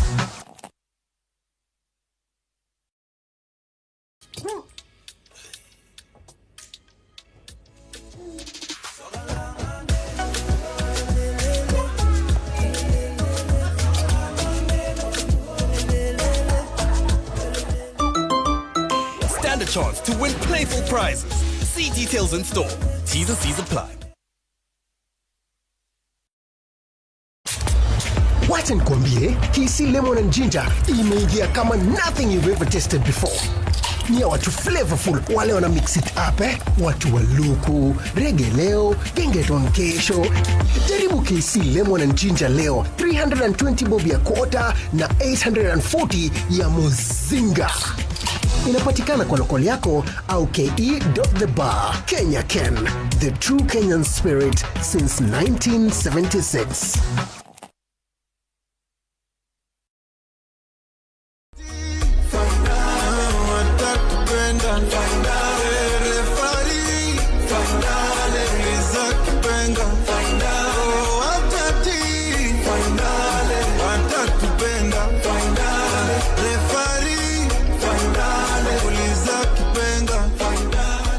Dial *811*272# to get Finale as your skiza tune.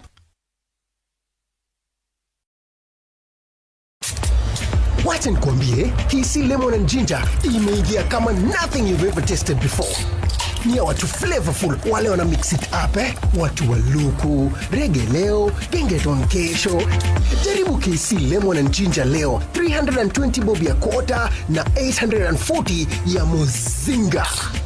Inapatikana kwa lokoli yako au ke.thebar. Kenya Ken, the true Kenyan spirit since 1976. Wacha kubahatisha, anza kuwin. Form mpya imefika. Hii form ni cheza. Una bundles, una smartphone, usiwori. Dial *770# sahi. Na cheza huchezi hard, unacheza smart. Tuko na AI system inafanya hiyo kazi ngumu for you. Chagua quick bet, single bet ama multi bet. Weka stake yako na wacha system ikupatie win yako. Games ikiingiana, wallet inanona instantly. Cheza leo. Decide how much you want to win. Dial *770# now. Usi stress. Cheza.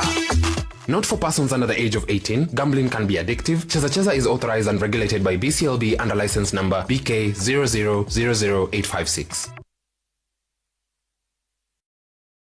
None of these guys, I think, was aware that this thing was outside G2G. Watu wadogo wamekula chakula ya mzee. Tumetoa pesa ya serikali ya kufanya subsidy. You are conflicted, Mr. President. It was a well-oiled plan. 90% of the crowd you saw Gachagua come with were outsiders. Ulituma polisi kupiga watu walikupigia kura mara 3.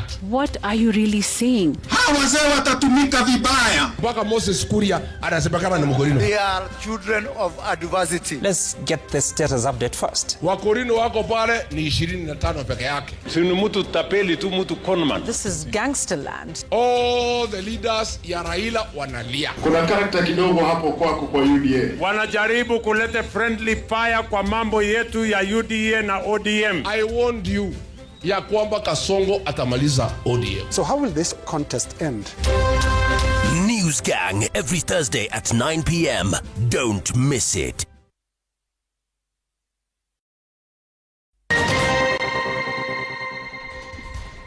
And welcome back to Jeff Kenange Live. We're having a great discussion here. Very interesting and very appropriate and very timely because fuel prices are going through the roof.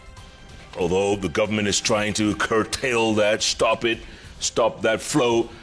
I tell you, Ndindi Nyoro shows up, as does Albert Karakacha and Kuria Kimani and engineer Edwin Kinyua, all in the house discussing this very important topic. Where do we go from here?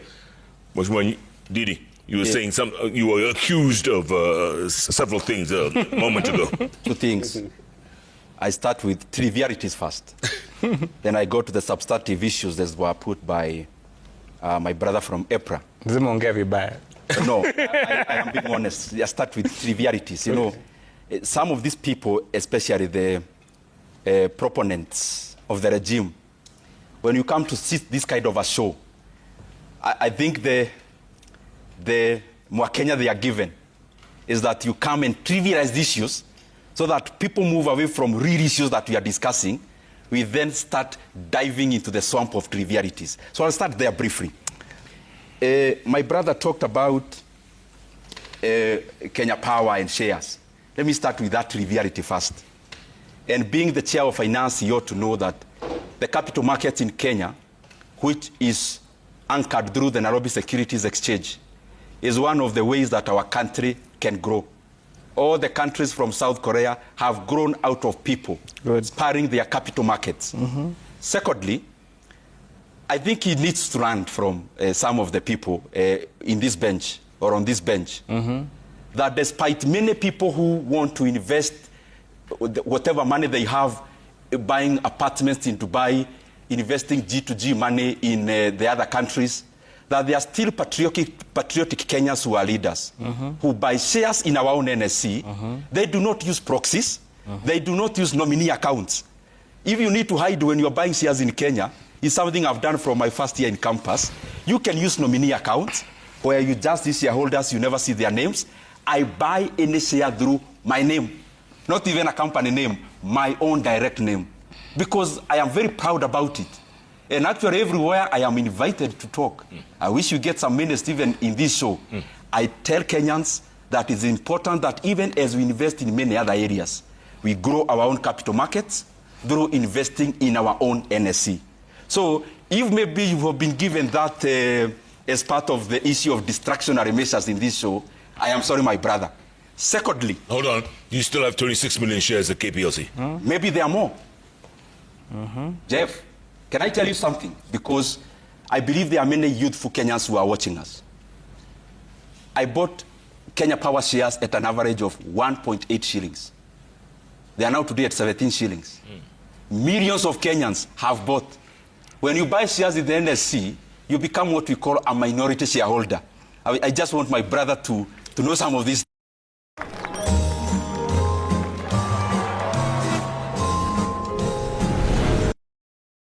You become a passive investor in the company. I hope I'm clear there. Let me go to the substantive. But brother, you get the time. Could I? Kindly. Let me now go to the substantive issues. And I want Kenyans to go with me step by step without remembering these diversions. And I'll go actually to the points that my brother from EPRA was perpetuating in this show. Let me start again by saying here, for the record, G2G is a SCADO. G2G is a kiosk. G2G is a profiteering machine for the people in power. The companies you mentioned there, the people, some are also agrarian. They don't even hide their identities. One of the local companies, you see clearly the owners are the opposition leaders. When did it join G2G? After 2024 protest. And he talked about it. And I don't run away from responsibility. The point is, instead of us as leaders listening to what the Kenyan people wanted us to do, which were credible things, in whichever side you are in that time, it was important that we address the issues. But what did we do? We blanketed the issues. Then the political elite went into a room, cut deals. One of the deals was about G2G. Inclusion of that company you mentioned there. Why? Political patronage. So let me be sequential. He talked about G2G, how it is good and dollars, some mini semantics and kizugumingi. But let's just break it down. We talk about G2G, it has stabilized our shillings. We pay in shillings. Which shillings? After 6 months, you still have to pay dollars. We don't pay Saudi Aramco in Kenya shillings. After time, you still have to pay dollars. So that's one. How has our performance in exchange rate performed since G2G?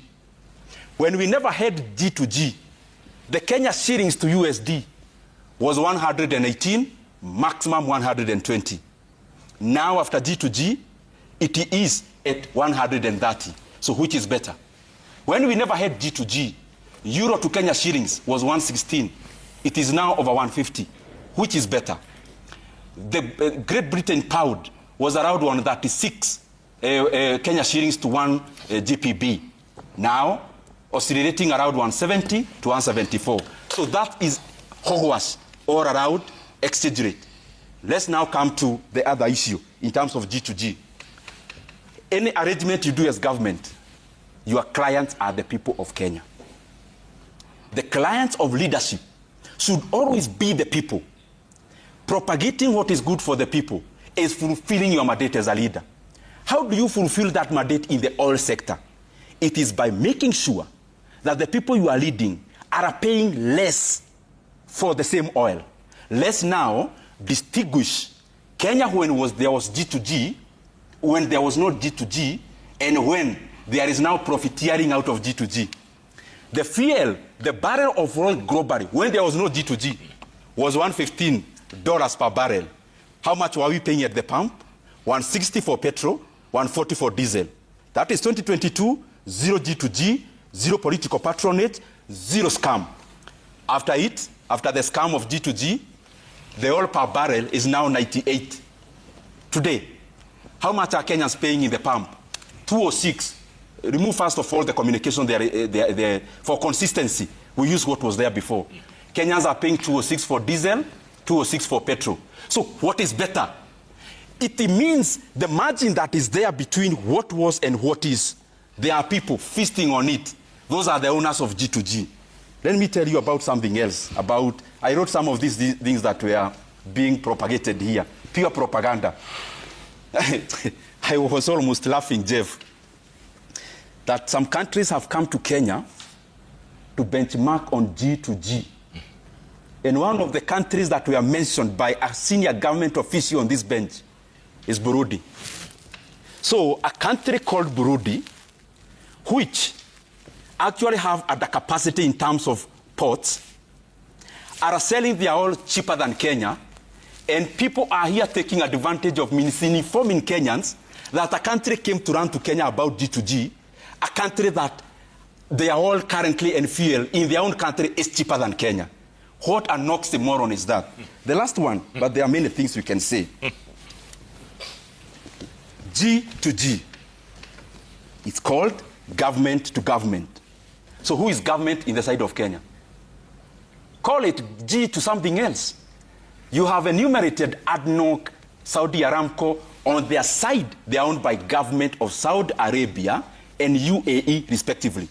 So because these are countries that have fundamentals in terms of the rule of law, they are engaging government, their own companies, their own citizens are benefiting. On our side, we are now here being lectured that in Kenya, I don't know, some LC ETC, this is the fact. If it was to be G2G, the country would have engaged National Oil Corporation called NOC. Now, do you know what they lied to you? At the capacity. NOC didn't have capacity, and those other short stories. Whose responsibility is it to create capacity in NOC? Isn't it the same leaders Kenyans elect? It is them. Which is the bank that gives LCs? Go on. Kenya Commercial Bank. Yes, minority owned by the government of Kenya, but fully controlled by GOK. The same phone calls that were made to Kenya Commercial Banks to support G2G companies which are instruments of patronage. Why couldn't our leaders support our own NOC? So that when you come on TV and you say we have G2G, it is a real G2G. G2G, this show, what I'm saying, history will vindicate me. It is a scam, it is a profiteering machine, it is a vehicle of patronage. And that is why Kenyans are paying more than them. Lastly, G2G and other short stories. Why are Kenyans paying more in the pump with this mongrel of G2G? When Uganda without G2G are paying cheaper, Ethiopia without G2G, the Ethiopians are paying cheaper, the people in Rwanda are paying cheaper, in Burundi they are paying cheaper. All these regional economies have nothing called G2G. their leaders are not taking money off their citizens' pockets through oil. That is why they are paying cheaper. But here, when Kenyans are crying in the palm, that we can come here to debate an issue where our leaders are taking money directly from Kenyans through G2G, their vehicle, their kiosk, their political vehicles, and patronage. You wanted to reply real quick. You know, my good friend Jeff, nikija katika kipindi cha leo, nilikuwa very deliberate ya kwamba atatumia lugha ya Kiswahili, ndio Wakenya wengi ambao wanakuwa confused na hii Kiingereza mingi waelewe. Ya kwanza, wale watu ambao wanatuambia economy yetu inafanya vibaya zaidi, wamenunua shares nyingi zaidi katika kampuni zetu za Kenya. Wakati wewe Mkenya unaenda kungangana na maisha yako, hawa ambao wanakuambia our economy is doing so bad, wanaendelea kuinvest katika kampuni zetu za nchi yetu ya Kenya. Bila kufanya lolote wanapata dividends. Na ni sawa, ni haki yao. Lakini nakwambia wacha tuache kuongea na midomo miwili. Kwa mdomo mmoja tunasema our economy is doing very badly. Lakini mimi nimeegeza katika kampuni zetu za Kenya. Nimeegeza katika KPLC, nimeegeza katika Housing Corporation, nimeegeza katika KPC, na mimi napata dividends. Lakini nakwambia wewe Jeff, nchi yetu inachomeka. So hiyo ni inafaa tuongee ukweli. Mapili, a point of fact, exchange rate ya nchi ya Kenya katika January of 2024, ukiangalia rekodi ya CBK 15th of January 2024, nimeangalia tu saizi, our Kenya shillings was trading at 160 shillings per dollar. Na hiyo ni ukweli. Na hiyo ni point ambao unaweza verify. Na hiyo ni wakati ambao G2G ilikuwa inafanya kazi. Kabla G2G anze kufanya kazi, what we call our import cover. Kitaka tuongee kianza tutaongea. What we call our import cover was, we used to have an import cover 1.5 months of import cover. Right now we are at 4.5 months of import cover. Saa hizi inamaanisha kwamba tumeweza kujimudu zaidi kiuchumi hadi ya kwamba saa hizi, even though with all this fuel crisis, tunaweza kulipia import zetu hadi miezi 4.5. And that's a fact. Kabla ya wakati huu wa G2G, we are doing 1.5 months of import cover. And that is a fact. Unaweza verify those facts katika Kenya National Bureau of Statistics. Unaweza angalia katika CBK data, na hiyo ni information ambayo it's readily available to the public. So tukiweza kuongea haya maneno yote, mimi nakubaliana na jambo la kwanza ya kwamba sisi hatuna mafuta katika nchi yetu ya Kenya. So we are facing a crisis. Fact. 2, we must find a solution. We agree. Lakini lazima tutofautishe siasa na maneno ya kufind a solution kwa crisis ambayo sio sisi peke yetu. Ndugu wangu ameongea kuhusu kabla ya G2G sijui bei ilikuwa mangani. Kabla ya G2G hatukuwa na vita Iran. Tulikuwa na seamless importation ya fuel katika nchi yetu ya Kenya. Tulikuwa na seamless importation of anything from across the globe. Saa hizi kuna wenzetu ambao wako Dubai, wako UAE ambao hata hawezi rudi Kenya saa hizi kwa sababu our flights have been affected. That is a fact. But hatutaweza kupata suluhu ya maneno haya kwa kuweka siasa ndani yake na kuweka uongo na kuweka propaganda na kuweka kutilia wengine vidole katika kichwa katika macho. Lakini tukiweza kuketi chini pamoja tukubaliana. Kwa mfano ndugu yangu hapa niliona statement yake mchana. Akasema moja hapa mambo ambayo tunafaa kufanya ni kupunguza ushuru wa mafuta. We agree. Na hivyo rais wetu leo jioni ametoa taarifa akasema ile kupunguza ushuru ambayo waziri wetu wa fedha alikuwa ametoa kutoka 16% 13% haitoshi. Amesema basi tupunguze hadi 8%. That is finding a solution. Kwa sababu Jeff, tutake tusitake, hakuna wakati tutachimba maji tutachimba mafuta Kiharu ama Molo ama hapa. lazima tutatoa mafuta yetu kwa nchi za kigeni, na lazima tuulizane, je, mafuta haya ambayo tunaitoa katika nchi ya kigeni ambayo yataeleza uchumi wetu yatafikaji kwetu kwa bei nafuu ambayo haitaumiza Mkenya? That is the conversation that we must have. Hiyo ndio discussion ambayo lakini kusema ati wewe uko hapa sijui uko na hiki you had your time my brother, uko na hiki uko na kile, hiyo haitasaidia kuongea ukweli kwa Wakenya. We are facing a crisis. We import fuel from UAE. Engineer, you want to say Hatutendaga siku ya leo, lakini lazima sisi wote tukae chini tuangalie kwa akili zetu ni vipi tutata hii mafuta hapa kwetu kwa njia ya bei nafuu ambayo haitaumiza Mkenya wa kawaida. Yeah, thank you, Jeff. I think just to repeat what I said previously, if my brother Honorable Ndindi listened to me, I think the option that was given by the international oil companies was for them to come and get licensed here and have a whole supply chain from the import markets down to Kenya. But they opted to choose Kenyan companies. These are companies who are owned by Kenyans, which we have licensed for the last 20 years, some of them. So I don't know why my brother is so bitter in those companies, local companies. The word is bitter. Building that local content. Talking about political patronage. Yeah, and I don't know why he's so bitter about it, because right now, of course, when we build local capacity, you and me are happy. They are employing Kenyans, those companies.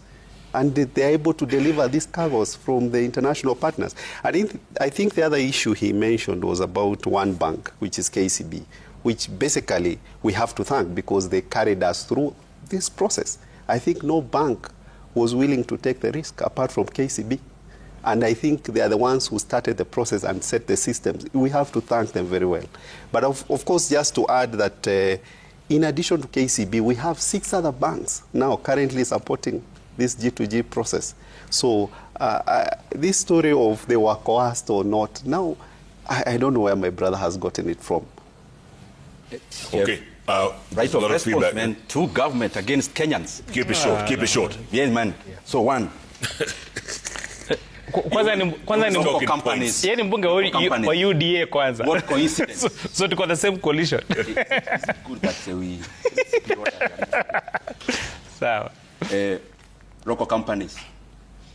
My brother, I can talk to you as a representative of the people.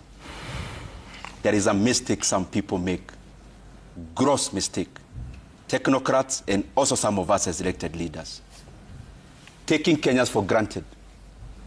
Every time you go to the people we serve, you realize there are no more Kenyans to take advantage of, and especially on the basis of information. All the Kizugumigi my brother talked about here from EPRA. Oh, local companies. That coercion kind of putting Kenyans into a corner is no longer a currency. No one is against any local company. Kenyans are against leaders profiting from their own misery. That is what G2G is. There is no coincidence that one of the company he mentioned himself here, they added in EPRA as part of G2G, happened after the handshake of this government. It was part of the negotiation that even as people had credible issues in the streets, leaders chose to cut deals and make money out of G2G by including some of the companies that belong to the opposition leaders in the program.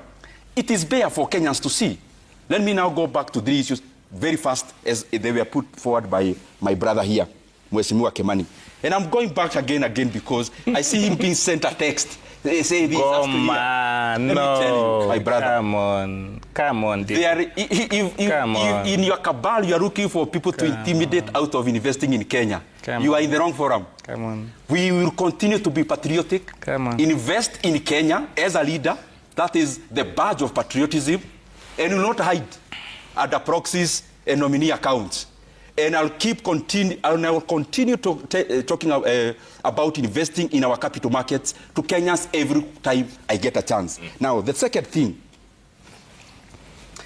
there is this repetition. Now, this is the third time he repeated. Exchange rate. But he never listened to himself properly. Exchange rate, for avoidance of doubt, the things I'm saying can be verified by Kenyans.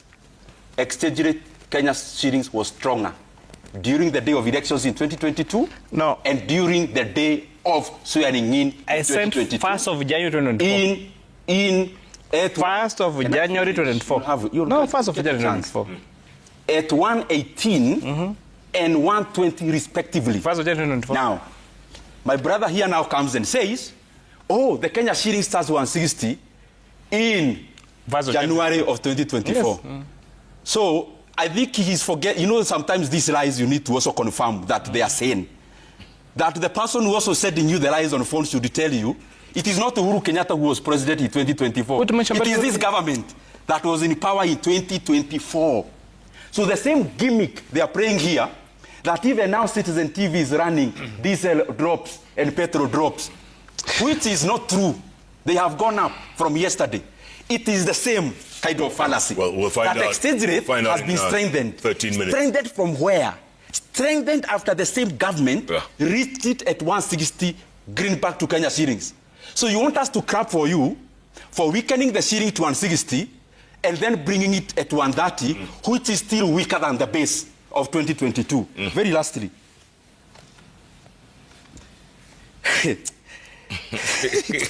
Oh my goodness, Jeff. My brother is here saying, you know, in 2022 there was no Iran. Yes, there was no G2G, but there was also not Iran. My brother, Russia, disruption of fuel in Russia and Ukraine was worse than Iran.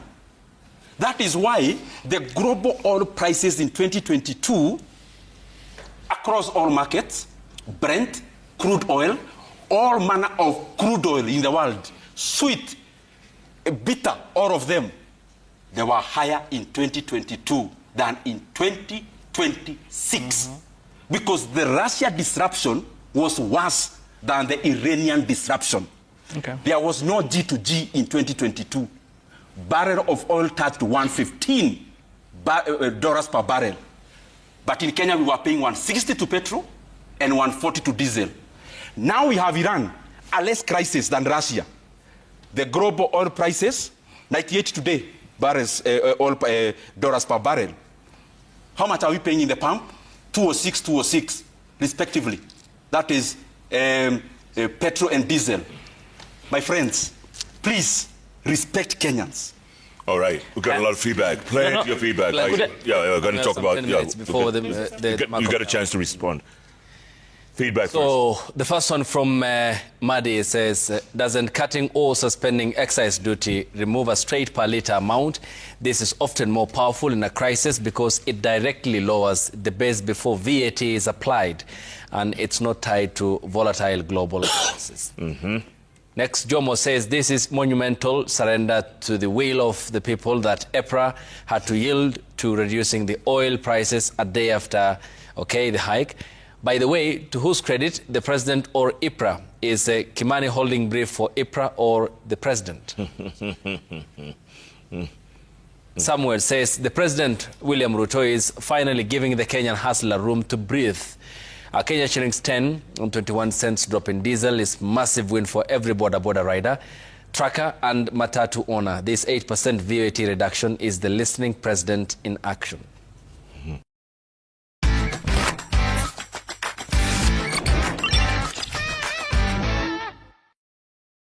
Download the app, order Glovo and get food, groceries or anything you want in minutes. They say the matatu owner's chairperson is shamelessly. Can he explain when fuel prices go up, they raise the bus fares immediately. But when fuel prices go down, they don't reduce the fares immediately. Fairly. Albert, Badumunaongena Sakozenu, IT Ngetich says Ndindi Nyoro should stop acting innocent. He defended this government and sat at the heart of the budget decisions that created today's mess. Now that he is out, he wants to sound truthful. Kenyans deserve honesty, not political rebranding after losing power. Paul says, Jeff, please ask Mheshimiwa Kimani, MP Molo, explain what he has said about G2G being a solution against cartels and brokers. How then is it that we have increased prices as opposed to expectation to reduced prices? Aroni, you can take it. Now, Roundabout, it says, I associate myself with pragmatic sentiments of Ndindi Nyoro. The government should not pretend to solve the problems they created in purpose or on purpose. Kenyans deserve empathy and protection. Brian says again, at the moment, paying taxes in our beloved country feels like funding criminal activities.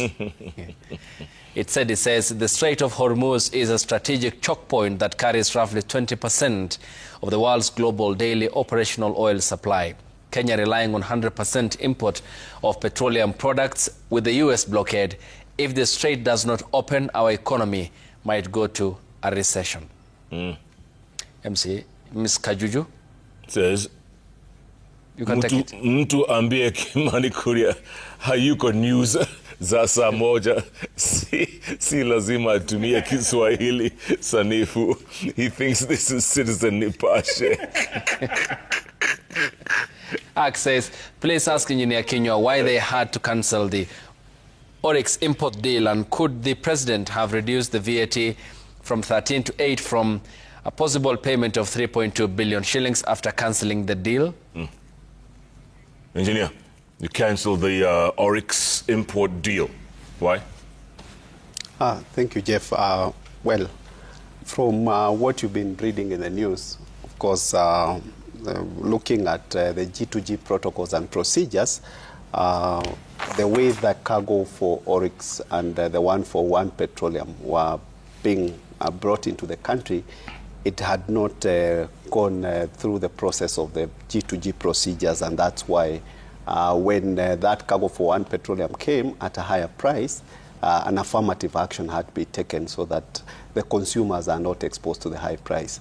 And in the same light, it's the same way that the next subsequent cargo which had been awarded to Oryx was also cancelled, so that, you know, we have a contractual relationship with our international oil suppliers, and of course a breach of contract can be very serious. So the country, it was in the best interest of the country for us to maintain that contractual relationship. Okay, keep going. Type Kenya says, Dangote has fuel. Why can't Kenya buy from his refinery? That's a good question. Okay. Ndindi Nyoro is not consistent in his argument, says Georges. He keeps shifting the goalpost whenever he is cornered, moving from G2G deals to company ownership to currencies and even tallow oil in Turkana County. His arguments rely on hearsay and Google searches. You can take MC. MC Kuma says, breaking news, a big joke. How can EPRA claim to reduce oil from 206 to 197? It was previously at 178. So which reduction of oil prices? Mchezo wa town, serikali wawache kutuchezea. You create a problem and act like you provide a solution. That's what Ndindi Kabete says, I would wish to know what former EPRA boss and KPLC MD did, how far their cases are proceeding. By the way, he meant KPC, not KPLC. KPC. We have been in the dark after that night swoop of those officials. Engineer, how far is that case going, do we know? That's a matter under If it will be subject to mention how far the case is. We leave it to the investigators. Okay. Davis Kambale Tayo says, Jumbo, are electric-powered buses and matatus exempt from the upward fare review by matatu owners?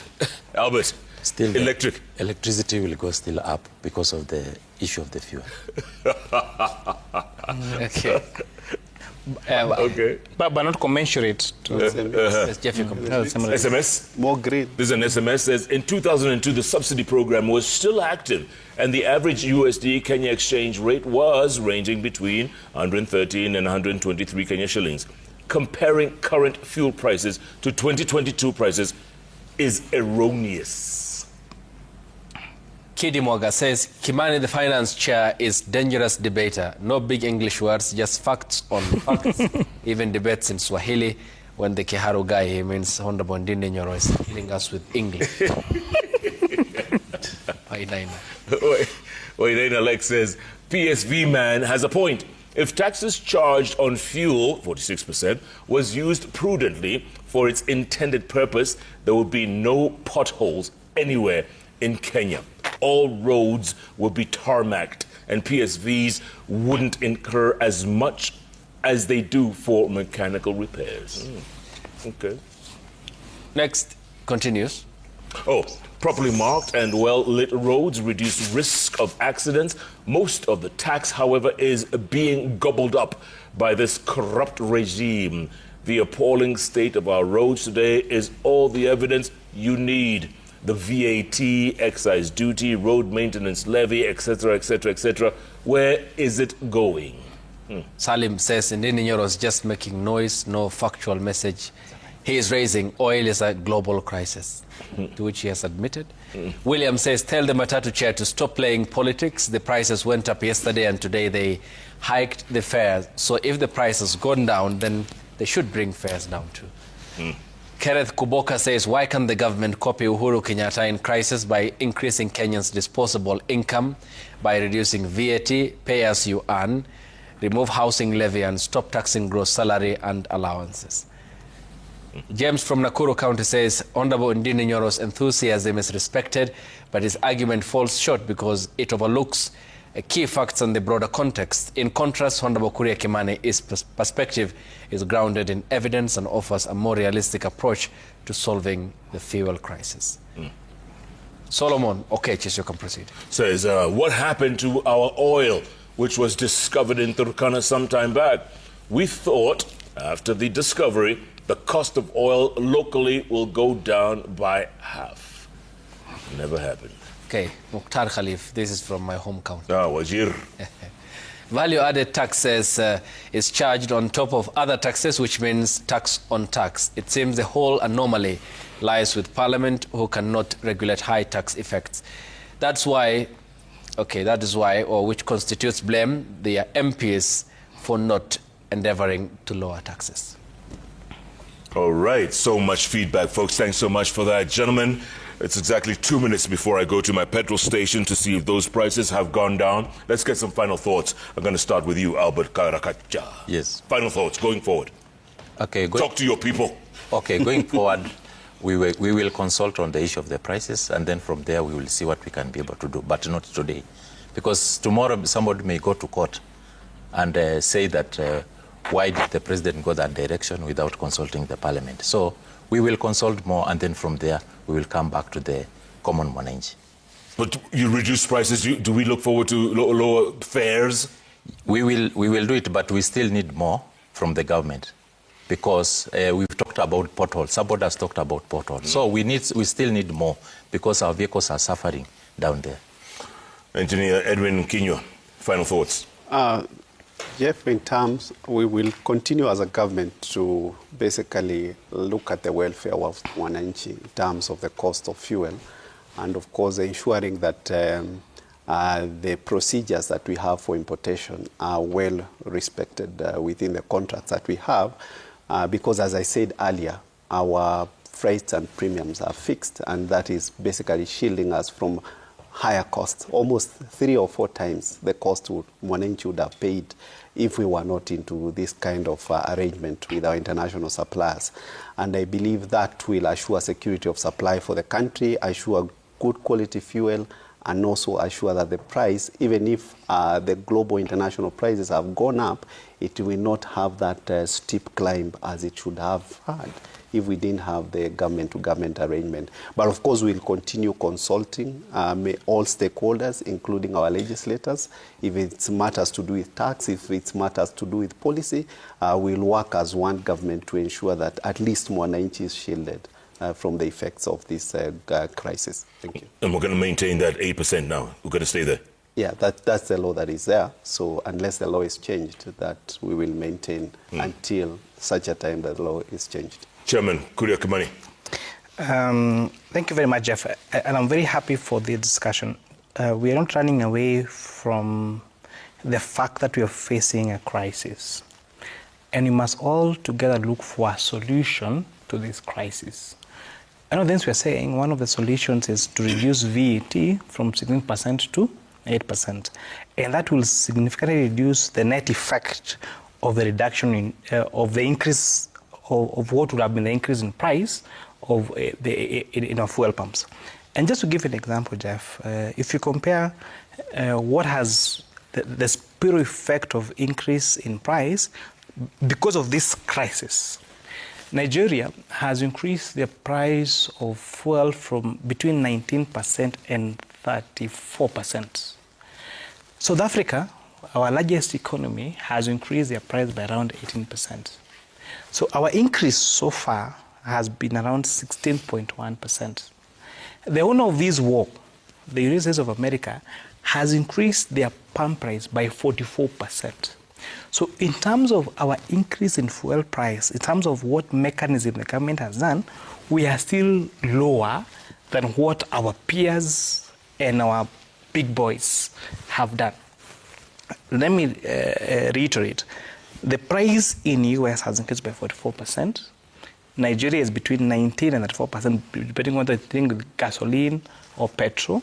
South Africa is at 18.1, 19.1%. Kenya is 16.1%. We all must work together towards reducing the price of fuel. However, we must be consistent in how we involve our people. You cannot yesterday say this, and now because you are in opposition, quote unquote, even though you belong to the ruling party, now you want to say something in the contrary just to please the people. As leaders, we must take courage, we must make courageous decisions, we must ably inform the people of the situation on the ground and offer alternatives.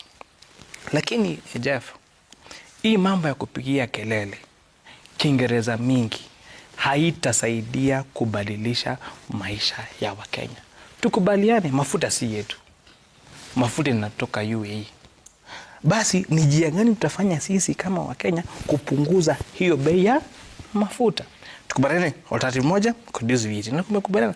Na nisikiza opposition leo wakipiga statement zao, na wote walisema jambo ya kwanza ni kupunguza VAT. Na tunakubaliana. Tupunguze VAT. So all those methods you're talking about, let's work together. And I mean, let us work together to build our country without having to incite each other. Because tukitoka hapa Jeff, tutaambia ukweli. Na tunajana kuna vipindire. Na hiyo vipindire haitajenga nchi. So si tukubaliane tu kwamba mafuta si yetu, mafuta ndoka kwa nchi ya kigeni, lazima tutafute njia ya kupunguza bei ya hii mafuta. Tuambie option yako na sisi tukwambie option yetu, tukubaliane ile option ambayo itapunguza bei ya mafuta zaidi tuende nayo. Lakini mambo ya kutusiana, kutupiana hapana. It's not worth it. And you don't need to do it. Ndindi Nyoro, you get the last word. Thank you very much, Jeff. And I'll go back to, I think, the statement I started with. Practical proposals. We must understand that we must take the decision now, invest our money, and stop the spiraling effect of higher fuel prices. That cannot be done by wishing. That can only be done by actual reduction of prices. And I gave 3 proposals which I want to reiterate now here in this show. One, I had given a proposal of reducing VAT, which we could knock off around 9 shillings, which has been done, but the process needs to continue in Parliament. The second thing we must do is that we must cut fuel levy, at the very least, by the 7 shillings that was added by the same government in 2024. That we must knock off. 3 is that there is something called subsidy. Subsidy is actually not money we allocate in the budget from the fiscals of the country. This is money that Kenyans have already contributed through the pump previously, through something called PDL, Petroleum Development Levy. Currently, we have around 17 billion. So the problem we are facing now in Kenya is temporal in nature. If you study the graph of 2022 during the Russia-Ukraine war, you realize that this kind of disruptions barely last for 3 months. Because in a matter of weeks, the world now starts looking for a solution, as it is happening now. Unfortunately, if you make the wrong decision now, the decision will be sticky. So when you increase prices based on the increment of oil, because oil is in every sector of the economy, once you actually do the actual increment, the spiraling starts immediately. For example, what my brother in the sector have already done, Boda sector did, and of course, Ubers and the rest are planning to do, manufacturing and the rest. So the question that we must have as policymakers is, do we spend some little more money now through subsidy, more cuts, especially in fuel levy, or do we let the problem spiral? From where I sit, it is much cheaper in terms of quantum to invest actual money now to bring down the fuel prices today, so that at least we arrest the spiraling effect that is to come in the many days. The other thing that we must do is to relook at our excise tax, and I'm looking at these things which are low-lying fruits, so that at the very basic, we maintain our fuel prices. Beyond everything else you have said in this show, we must come to this grounding that, as I repeated before, fuel prices should not be more expensive now than they were in 2022 when global oil prices were higher. It therefore means the reason why our oil prices are higher has a percentage of, let's say, over 40%, which is our own creation in the last 3 years. And the points I've given is basically not asking for us to go more than we were in 2022. It is making 2022 the base. Base in terms of VAT, now it's 8%. If you have to think about something else, is to exempt it. But the last 2 points, which I'm just repeating out of the emphasis. Yeah. The fuel levy was 18 shillings then. We need to take it back there to 18 shillings. We knock off 7 shillings out of the pump. And then we can knock off 12 shillings by providing 5 billion extra for subsidy. So that at least in the intervening period, which will not last for too long, we do not disrupt our economy, which will give us a spiral effect in the many months to come on an issue we can deal with today. The very lastly, we have a choice to make as Kenyans. And that choice, it doesn't matter where we start. We have to confront it. We must detach. We must detach policy making and doing business. All right. And I want to repeat, Jeff, for avoidance of doubt, part of the additional cost Kenyans are paying, part of the shillings Kenyans are paying on top of what was there in 2022 in diesel and petrol, part of the increment in fuel prices is political rent through G2G. We may look whichever direction we may look at, but we must confront the fact that G2G is patronage. G2G is benefiting political leaders. G2G is a cabal to milk Kenyans. It doesn't matter, from which lenses you look at, history will vindicate us from this show. And I call upon our leaders in these kind of desperate situations, at the very least, let's put down our greed. Those who are profiteering from the oil business, let us have mercy to the Kenyan people, because the things I'm saying are factual. They'll be vindicated in the due course. Yeah, you still have 26 million shares in KPLC. That's a fact. Political rent. It's past midnight. I need to go to the nearest gas station to check if those prices are right. Yeah, sure. But Engineer Edwin Kinyua, thank you so much for your time. Thank you. Chairman Kuria Kimani, asante sana. Albert Karakacha, thank you so much. Thank you. And Ndindi Nyoro. Yeah, man. Asante sana. Thank you, Jeff. Appreciate your time. And this conversation, like you're saying, Mahesh, very important, very timely. And I hope we can solve it at some point. Thanks so much for watching us, folks. It's been a great conversation. If it's Wednesday, it's all about those 3 letters on the keyboard that follow each other. JKL. If you don't believe me, check your keyboard right now, as I'm checking mine on this. Automatic. Keep tweeting at Koinange Jeff. Ayo, publicado. Citizen TV hashtag is JK Live. Good night. Good luck. God bless Kenya.